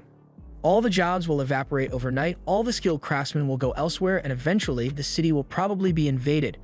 Bax wanted to prevent that from happening, and Gazis was willing to help at first, but then Bax started talking about sacrifices, and it all went downhill from there. Sylvie takes one look at Bax, and she can tell that he is terminally ill. In fact, it'd be a miracle if he lived to see the next month in his current condition, and Kyle assumes the demons must have taken advantage of his vulnerability to trick him into making a deal with them. However, just then, Ganius emerges from the shadows and says he didn't trick anyone, they simply made a deal. Kyle asks what he means by a deal, and Ganius has no reason to answer him, but he does love a good monologue, so he decides to explain. The city of Cairn was originally founded when the ore veins were consolidated into the mountain using magic, so it stands to reason that more ores could be brought up using the same kind of magic. That must be what the Forbidden Rite was for, but there's no way the demons would have agreed to do something like that without getting something in return, and Ganius doesn't hesitate to reveal that what he's after is the Holy Sword. It was the weapon used to kill the former Demon King, so the current Demon King wants to claim it for themselves. Kyle realizes he can squeeze a lot of juicy info from Ganius if he plays along, so he acts like he had no idea that the Holy Sword was even in Cairn to fuel Ganius' ego and keep the monologue going. He then proceeds to talk about how he was originally sent out on a simple reconnaissance mission. But then he learned about the Holy Sword's presence in Cairn and the worries of the governor, so he simply came to him with a proposition, and Bax was so desperate that he accepted immediately. Kyle feeds his ego even more by acting shocked and calling him an evil genius. But before Ganius could spill any more secrets, Uriga shows up and tells him to shut his big mouth already. Kyle realizes he's not going to get any more information out of Ganius now that Uriga is here, so he draws his sword and says he's going to take them down. Ganius realizes he may have said too much, but it's not like it matters much since all he needs to do is kill all of them. Uriga tries stopping him since the Demon King explicitly gave orders to avoid killing humans excessively, but Ganius reminds her these humans already know about their existence in the city, which wasn't entirely his fault by the way, so the only way to keep their mission secret is to kill everyone here. Upon hearing this, Bax begins to panic and asks about the deal they had. He had promised to give them the Holy Sword if they used magic to restore Cairn's minds, but Kyle tells him to stop being so naive because there's no way demons would ever truly honor a deal made with a human. Ganius sneers and says he was totally going to use Earth transformation magic to restore Cairn's minds, but given the fact that the catalyst is overloaded, it would probably end up destroying the entire city. However, it's not like he cares about what happens to the city. Bax can't believe what he just heard since he put so much effort into this plan, but his outburst isn't going to help the situation, so Theron knocks him out and asks Gazas to take care of him. Ganius asks Uriga to handle Lys and Urza, while he will handle Kyle and Theron, but when Kyle readies his sword for the fight, Theron says he actually has something else he needs to take care of, so Kyle is on his own here. As for Urza and Lys, Uriga tells them that if they turn around and leave right now, then she will let them go. They both think it's some kind of trap, but Uriga is dead serious because she still has orders to minimize human casualties. Even so, Lys and Urza can't just back down now, so they both attack Uriga, but they are getting absolutely manhandled. Sylvie asks Theron if he's not going to help those two, but he says they should be fine since he can tell that Uriga isn't taking the fight seriously, so she probably won't kill them. If anything, this will be great combat training for Urza and Lys, but that aside, Theron says he wants Sylvie to take a look at this cue for him. He swiped it from Bax earlier, and just as he suspected, Sylvie confirms that it's a magical crystal used to conceal an item's presence. He also happened to notice that Bax was looking in a particular direction when the Holy Sword was mentioned, so he destroys the crystal, and sure enough, without its concealing effect, Theron is able to sense something being hidden over there, so he goes to check it out. While he's doing that, Kyle is fighting for his life against Ganius because the sheer volume of magic power he possesses is difficult to deal with. On top of that, he can also cast spells without an incantation, making it difficult for Kyle to keep up with him. But he's going to have to hold out until Theron is done with his search. Theron walks up to the illusion and finds a small box, so he slashes at it with his sword, shattering his sword, but in the process, revealing the Holy Sword hidden underneath. And now that Theron has the Holy Sword in his possession, he can finally join the fight. Hearing that the Holy Sword was found gets Ganius and Uriga's attention, and that brief distraction was more than enough time for Kyle to close the distance before Ganius realized what was happening. Lys and Urza also want to take advantage of the opening, so Urza launched a blast of fire at Uriga, and while she was blocking the flames, Lys managed to get in close. Unfortunately, Uriga managed to duck the cross, but it's still connected, so Lys and Urza are feeling a lot better about their chances of beating Uriga. Uriga is annoyed by the fact that Lys and Urza actually landed a hit, so she tells them they are going to regret this. But just then, she hears Ganius cry out in pain, and when she looks over, she sees him on the floor with Kyle standing over his body. While Ganius was distracted, Kyle managed to get close enough to cut one of his horns off, and while losing a horn isn't a threat to Ganius' life, it's a massive threat to his social life. Kyle knows that horns are a huge status symbol among the demons, and being hornless will have you looked down upon and called every slur possible in the demon dictionary, so Ganius can afford to let Kyle smash it. Just then, Theron returns to the group with the Holy Sword in hand, and Uriga demands that he hand it over. But why the hell would Theron do that? The sword is awesome. The situation is growing pretty tense, so Kyle speaks up and says he has a suggestion to make. He says he doesn't want to drag this fight out any longer because he's got wounded people to take care of, so he asks the two if they'd be willing to call a truce. He offers to hold a fair duel here in 3 days' time, and if they win, Kyle will hand over the Holy Sword and return Ganius' sword. But if Kyle's side wins, then he wants the demons to tell him everything they know about the infiltration plan that they got going on right now. Ganius and Uriga don't like the idea of agreeing to Kyle's terms, but there's no guarantee that they'd win the battle if they continued fighting, plus Ganius still needs to get his horn back, so he agrees to Kyle's terms. He then blows a hole in the wall so he and Uriga can leave, and they tell Kyle that they'll be back in 3 days, so he had better be here for the duel. Now that the battle is finally over, they carry Gazis and Bax out of the caves and head back into town to meet up with Go and Miranda. And as soon as Miranda spots Gazis, she runs over to him with tears of joy in her eyes because she never would have forgiven herself if he ended up dead. As much as Kyle doesn't want to interrupt the touching reunion, he has a few questions, so he asks if they could have a brief chat. Once everyone is inside, they see Bax up in a bed, and in spite of everything the man has done, Gazis doesn't think he's a bad person. He just wanted to secure the future of Karan and was willing to go to extreme lengths to do so. Gazis first learned about Bax abducting people about a month ago, and he desperately tried to convince him to stop, but Bax refused to listen to reason, and Gazis couldn't use any forceful methods to stop him either since Bax was still the governor at the time. To make matters worse, Bax even threatened to kill Miranda and Go if Gazis interfered in the plan in any way, and he didn't want to drag them into it, so he just kept his distance after that. Speaking of things Bax did, Gazis recalls that Theron said he found the holy sword that Bax hid, so he's about to ask for it to be returned, but Kyle cuts him off and says Theron is going to keep the sword. Gazis is speechless at first, but he argues that the holy sword is a national treasure that belongs to Karan, so Theron can't just take it for himself.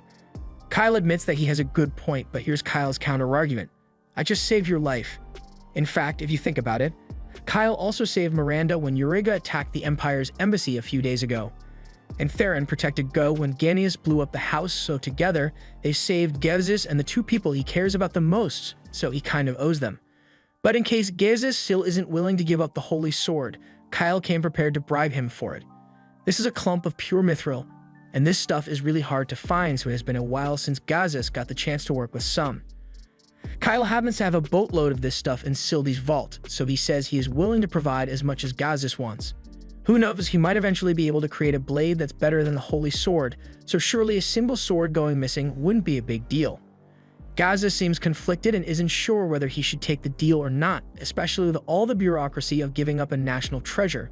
But Miranda's official response is, I've never seen that holy sword a day in my life. Since they've agreed that Theron will be keeping it, Kyle moves on to the next order of business and says he has something he'd like Gazis to build for him.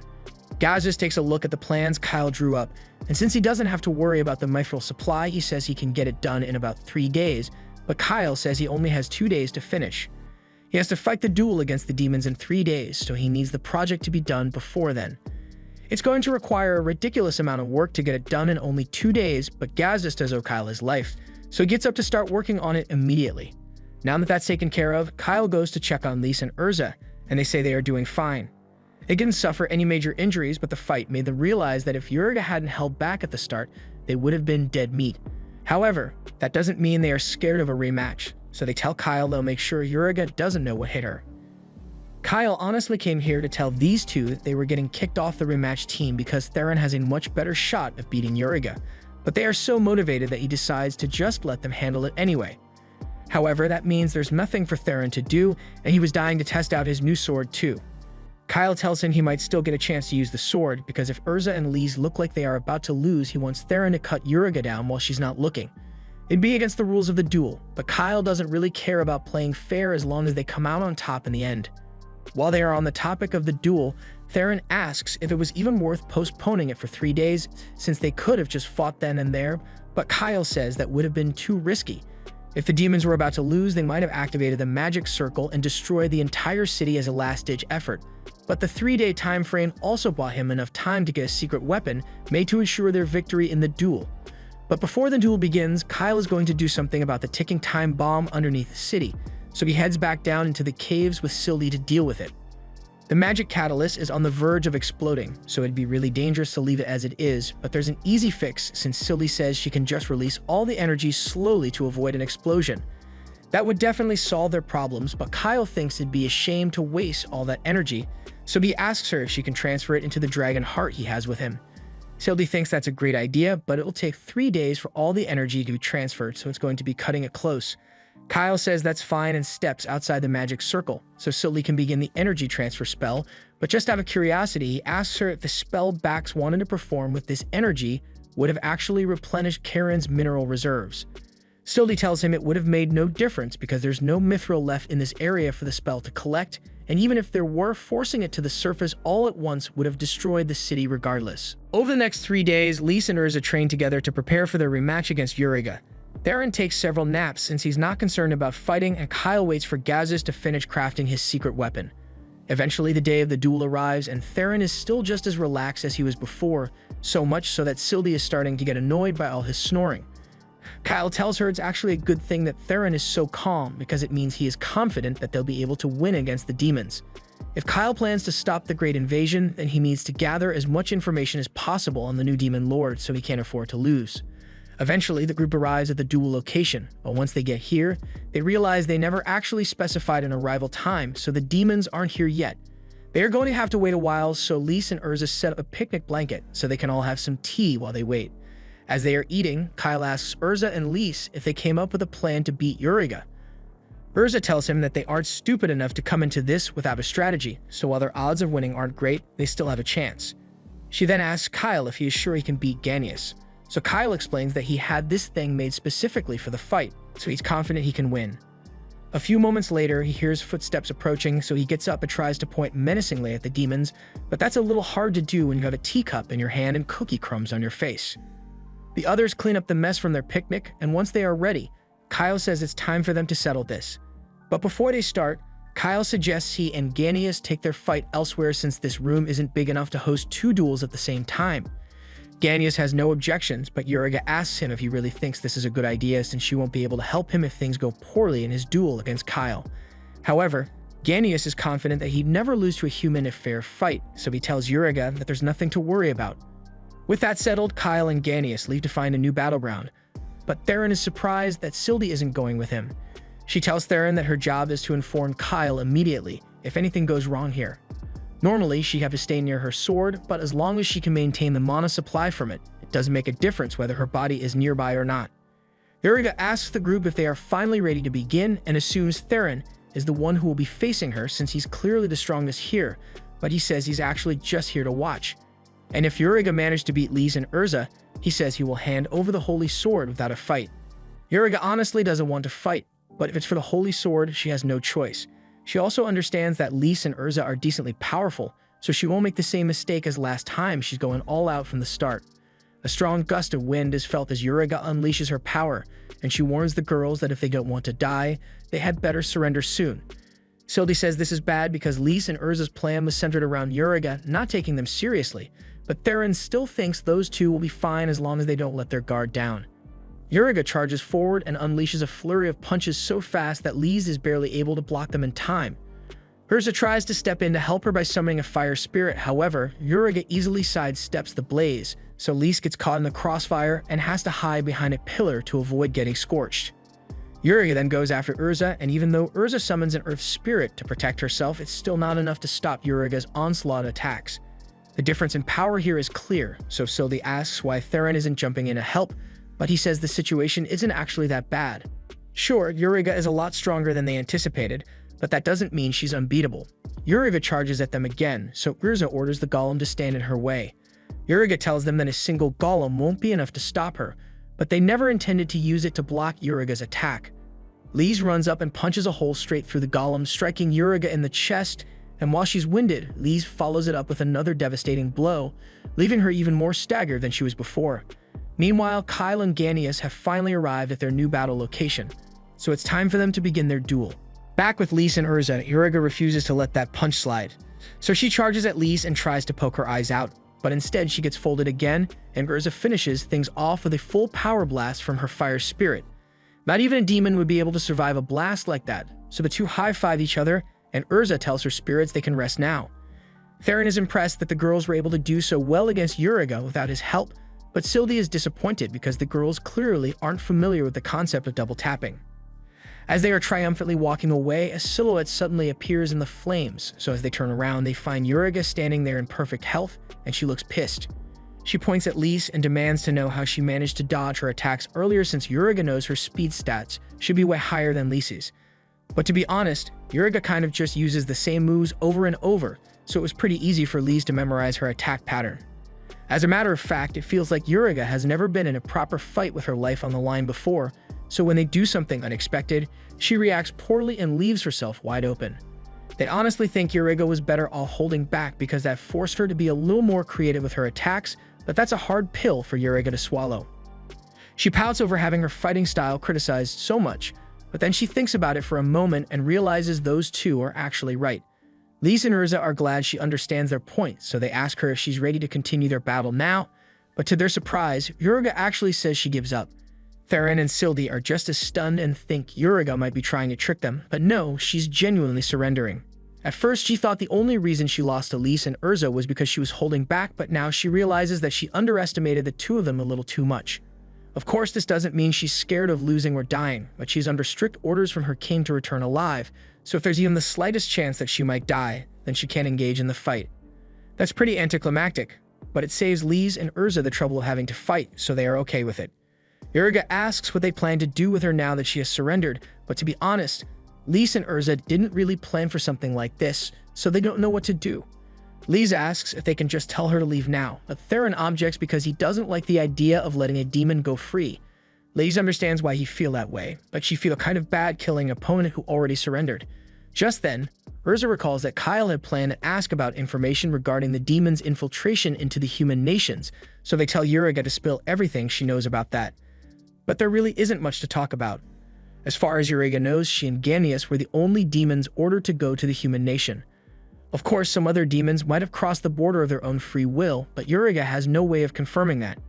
She asks if there's anything else she can do for them, but Lise and Urza are all out of ideas, so Uriga suggests some Rule 34 options and Lise and Urza instantly freeze up in embarrassment. Uriga then says that if they want, she can wait here until Kyle gets back to see if he wants to take her up on her offer, but there's no way Lise is letting that happen, so she tells Uriga get out of here right now. Uriga is more than happy to oblige, so she turns to leave, but before she does, she formally introduces herself and says she'd like to face the two of them in battle again. Lise is a bit surprised because she didn't think a demon would be so polite, and Sildi agrees because back in her day it would have been unthinkable for a demon to surrender to a human, let alone speak to them with respect. She turns to ask Theron what he thinks, but he's no longer there. Without a word, he rushes toward Uriga as she walks away and swings his sword at her with full strength. As for Kyle's battle, he and Ganius are about to begin their fight, but before that, Ganius wants to know where his horn is. Kyle tells him it's tied to his hip, and if Ganius manages to win this battle, then he is welcome to take it back. Ganius is relieved that Kyle is holding up his end of the bargain, so he says he is ready to begin, and they both get ready to attack. Kyle knows that Ganius specializes in long-range attacks, so he needs to get in close to end this quickly. He casts a strength and haste spell on himself and charges in to attack. However, to Kyle's surprise, Ganius makes no attempt to dodge and instead intentionally lets Kyle's sword penetrate his arm. Now that Kyle's sword is stuck in him, Kyle won't be able to defend himself anymore, so Ganius throws his sphere of magic straight at Kyle's chest. Kyle managed to use magic to protect his organs, so his injury isn't going to be fatal, but Ganius still broke around 4 of his ribs, so continuing the fight isn't going to be easy for him. As for Ganius, the wound on his arm is also pretty bad, but he thinks of it as adequate punishment for letting a human push him to this point. Kyle can tell that Ganius is acting differently from the way he was 3 days ago because he's not messing around anymore, he's using his full power right from the start. Ganius launches dozens of magic blasts at Kyle, and it's impossible for him to dodge them all. So if things continue like this, then it'll only be a matter of time before Kyle is killed. He decides to risk it all and charge headfirst through Ganius' blast to get to him. But even when he manages to close the distance, his attack is immediately blocked by Ganius' magic shield, and he is sent flying into some rocks. Kyle realizes that he's actually losing here, so all notions of fair play go out the window, and he resorts to blackmailing Ganius with his horn to get him to stay away. He threatens to smash the horn if Ganius comes any closer, so Ganius freezes, but while he does care about his horn, he's not willing to sacrifice his life for it, so Kyle's threats won't be enough to make him surrender. Kyle already figured that might be the case, but the horn still makes for a great distraction. So he throws the horn into the air, and while Ganius is looking at it, Kyle charges forward and stabs him against a wall. Ganius laughs and asks Kyle if this is the best he can do, but Kyle is far from done. He continues pushing Ganius until they both go crashing through the wall and nearly fall into a lava pit. Ganius manages to knock Kyle away with more of his mana blasts, and he applauds him for lasting this long, but he was always doomed to fail because the difference in strength between humans and demons is simply too great. Kyle was well aware of how terrifying demons can be when he came into this fight, which is why he is willing to use as many dirty tricks as necessary to come out on top. He reaches into his bag and throws a glass bottle at Ganius, completely covering him in some white sticky goo. Ganius scoffs at Kyle and tells him a pathetic trick like this could never stop him, but then he realizes he can't move around anymore. The goo Kyle threw onto him was a special glue that Go came up with, and once it sticks to something, it can never be undone. Kyle then pulls out the mithril chain that Gazis made and he wraps it around Ganius to make sure he can't escape. Not even a demon would be able to break free of those chains, so Kyle points his sword at Ganius' neck and tells him to start talking. First, he wants to know if it is true that the current demon lord doesn't want conflict with the humans, and as much as Ganius hates to admit it, Ruza, the daughter of the former demon lord, is the current ruler of the demons, and she really doesn't plan on fighting the humans for any reason.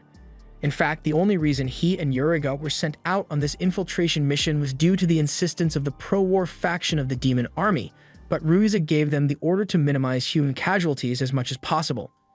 After hearing about the pro-war faction, Kyle assumes that they must be trying to dethrone Ruza so they can go to war with the humans, but Ganius explains that Ruza's power is far too great for anyone to overthrow her, so she will likely remain in power for a long time. Kyle finds it all interesting, but he has one final question to ask, and he tells Ganius to think about his answer very carefully before speaking.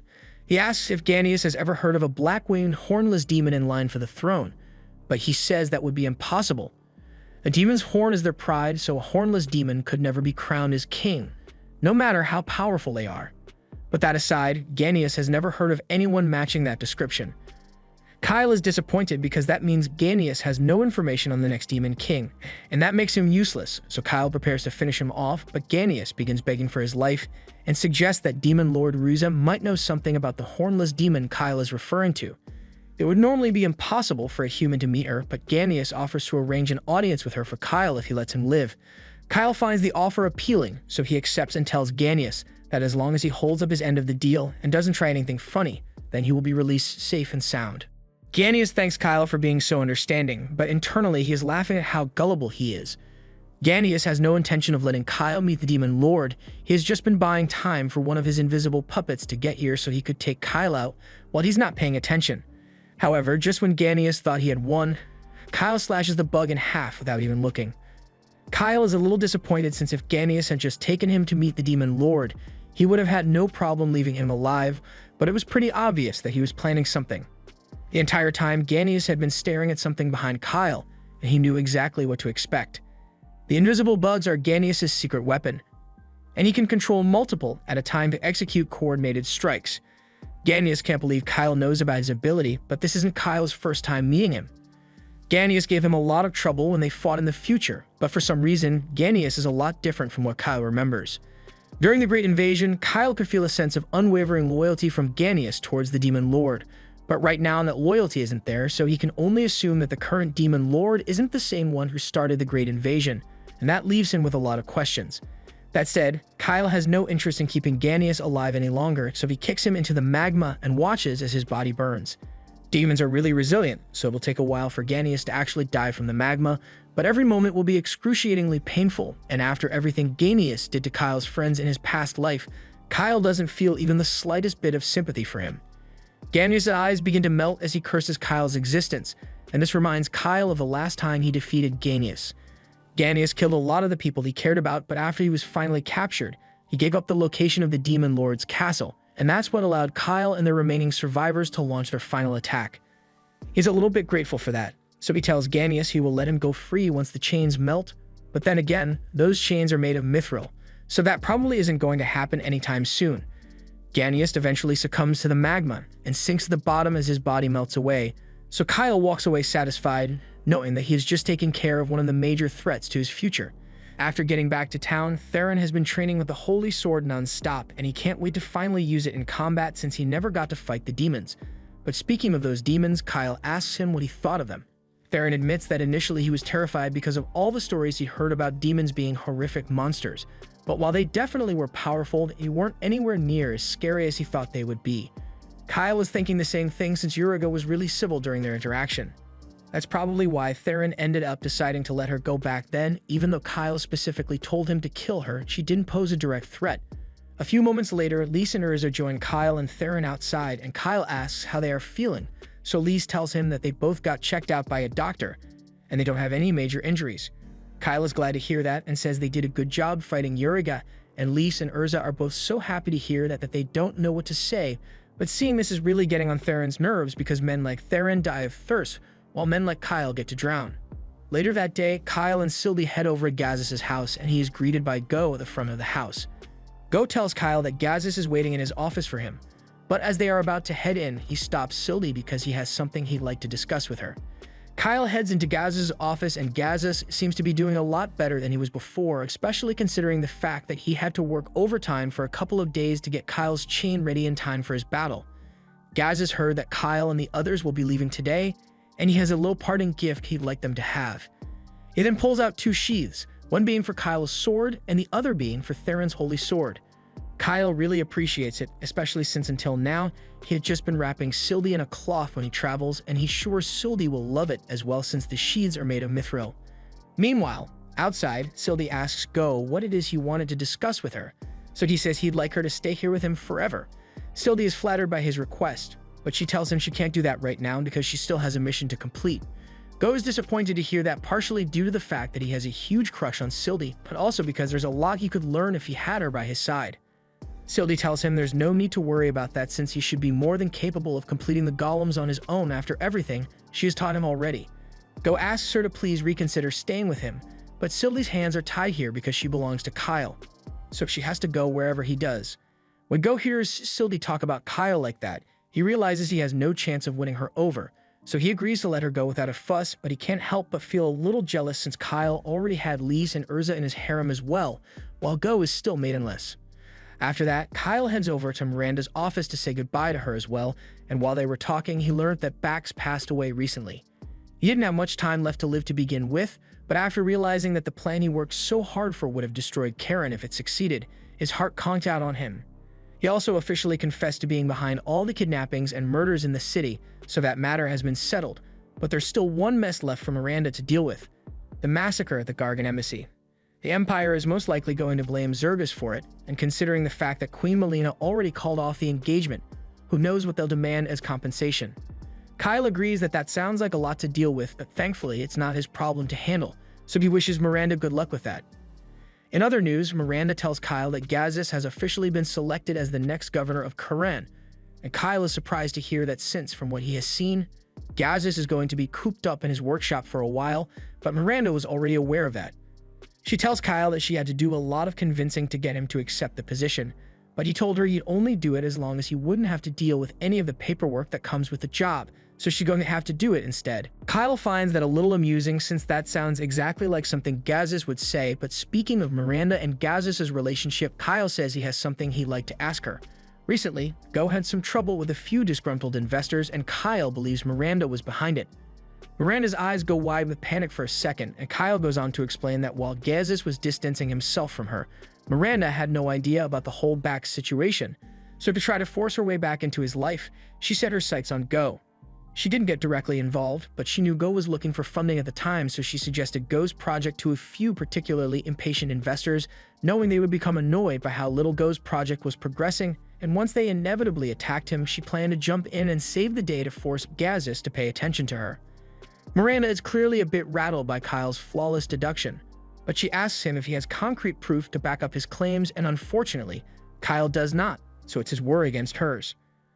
Though it's not like it really matters since he never intended to snitch on her anyway. Miranda asks Kyle how he came to that conclusion, so he explains that he just knows her well enough to know that she has no problem with doing unethical stuff like that from time to time. Miranda isn't proud of what she did, but if Gazis were to find out now, it might ruin their relationship, so she asks Kyle what he wants in exchange for his silence. Kyle says he doesn't need much from her, he just wants her to make sure no one finds out about Go's golem research, and that includes people from both the Gargan Empire and Zergus. Miranda says she can do that for now, but if the golems are eventually completed, they would be a huge asset to the Zergus army, so she wouldn't be able to keep it hidden then. Kyle doesn't expect to be able to keep it a secret forever, but he doesn't want anyone finding out about it for the next 3 years, at least not until it's at the stage where mass production is possible. After that, Kyle and the others leave Karen since it's time for them to return to Zergus and give their report, but Lise and Urza are a little worried since after everything that happened in Karen, the relationship between Zergus and the Gargan Empire is going to be in rough shape. Even if it was the demons behind it, the death of one of the Empire's most important figureheads is sure to raise tensions, but Kyle says he's not going to let that happen. The demons are clearly planning something, and if they decide to attack in the near future, and the only way the human nations will be able to stop them is by working together. Meanwhile, over in Zergus, Melina receives a report saying that the Gargan Empire is urgently requesting the presence of all 3 princesses for a peace conference following the events of the Gargan Embassy massacre, and this matter is really serious, so Melina puts August and Kilrin in charge of handling it. Meanwhile, back in Kyle's village, his mother is busy hanging up some laundry when she suddenly starts wondering if Kyle is doing alright out there. Just then, Layla comes by, and she says she's about to head out on a mission, so she'll greet Kyle for her if she happens to run into him. But before she leaves, she reminds Soraya that she shouldn't stress herself too much because she's got a baby to look after now. Back on Kyle's end, as the group is still heading towards the capital, they are surprised to find a set of carriages waiting for them at the side of the road, with August and Kilrin standing there to greet them. Long story short, those two came to ask Kyle and the others for help with the peace conference, so after explaining the situation, everyone climbs into the carriages and they begin traveling. Theron, Lise, and Urza are all seated in one carriage. While Theron is glad they won't have to walk all the way there, carriage rides get pretty boring after a while, so they are passing the time by playing a card game. Too bad Urza sucks at keeping a straight poker face. You'll notice that Kyle isn't sitting with his friends here, and that's because he's in the carriage up ahead with August and Kilrin, and it's honestly really nerve-wracking for him. First off, Kilrin thanks Kyle for agreeing to speak at the peace conference for them, but he says it's not a big deal for him since he knows the Gargan massacre was the work of the demons, and the man who personally slew one of those demons, he can attest to the fact that Zergus had nothing to do with the attack. Kilrin is glad to hear that, but she does remind Kyle that the fate of the relationship between Zergus and Gargan rests on his shoulders, so he had better not mess up. Just then, August speaks up and tells Kyle there really isn't a need to worry so much because worst case scenario, if he says the wrong thing, a war will break out and either Zergus or Gargan would be wiped off the map entirely, but that doesn't make Kyle feel any better. Kilrin tells August that this is hardly the time for jokes, but August says he was just trying to lighten the mood.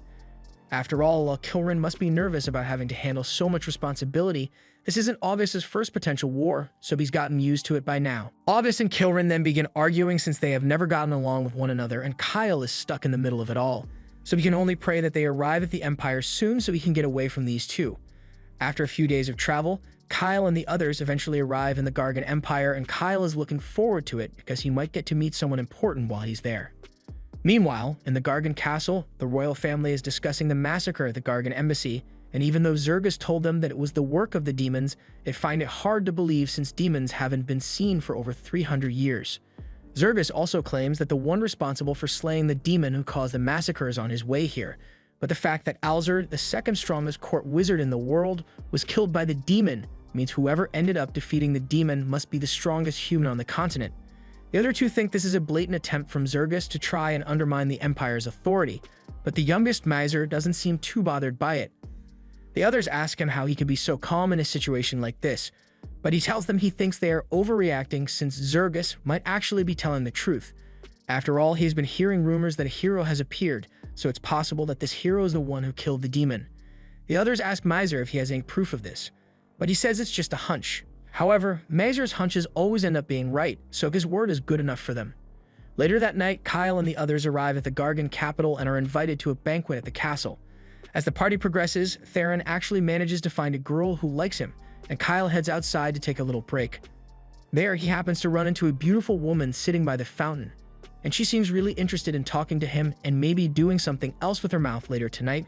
But mid-conversation, Kyle is approached by Prince Miser, so she excuses herself to give them some privacy. Miser says he has something to discuss with Kyle, so he cuts to the chase and asks him if he is willing to come serve under him. Kyle is about to politely refuse just as he had done when Melina requested the same thing, but before he can finish his sentence, Miser cuts him off and says that if Kyle isn't willing to serve him, then he might have to take him out right here and now. To put it simply, Kyle is too capable, too smart, and too powerful for Miser to let him do as he pleases, so if Kyle isn't going to be his ally, he believes he's better off getting rid of him now so they can never become enemies.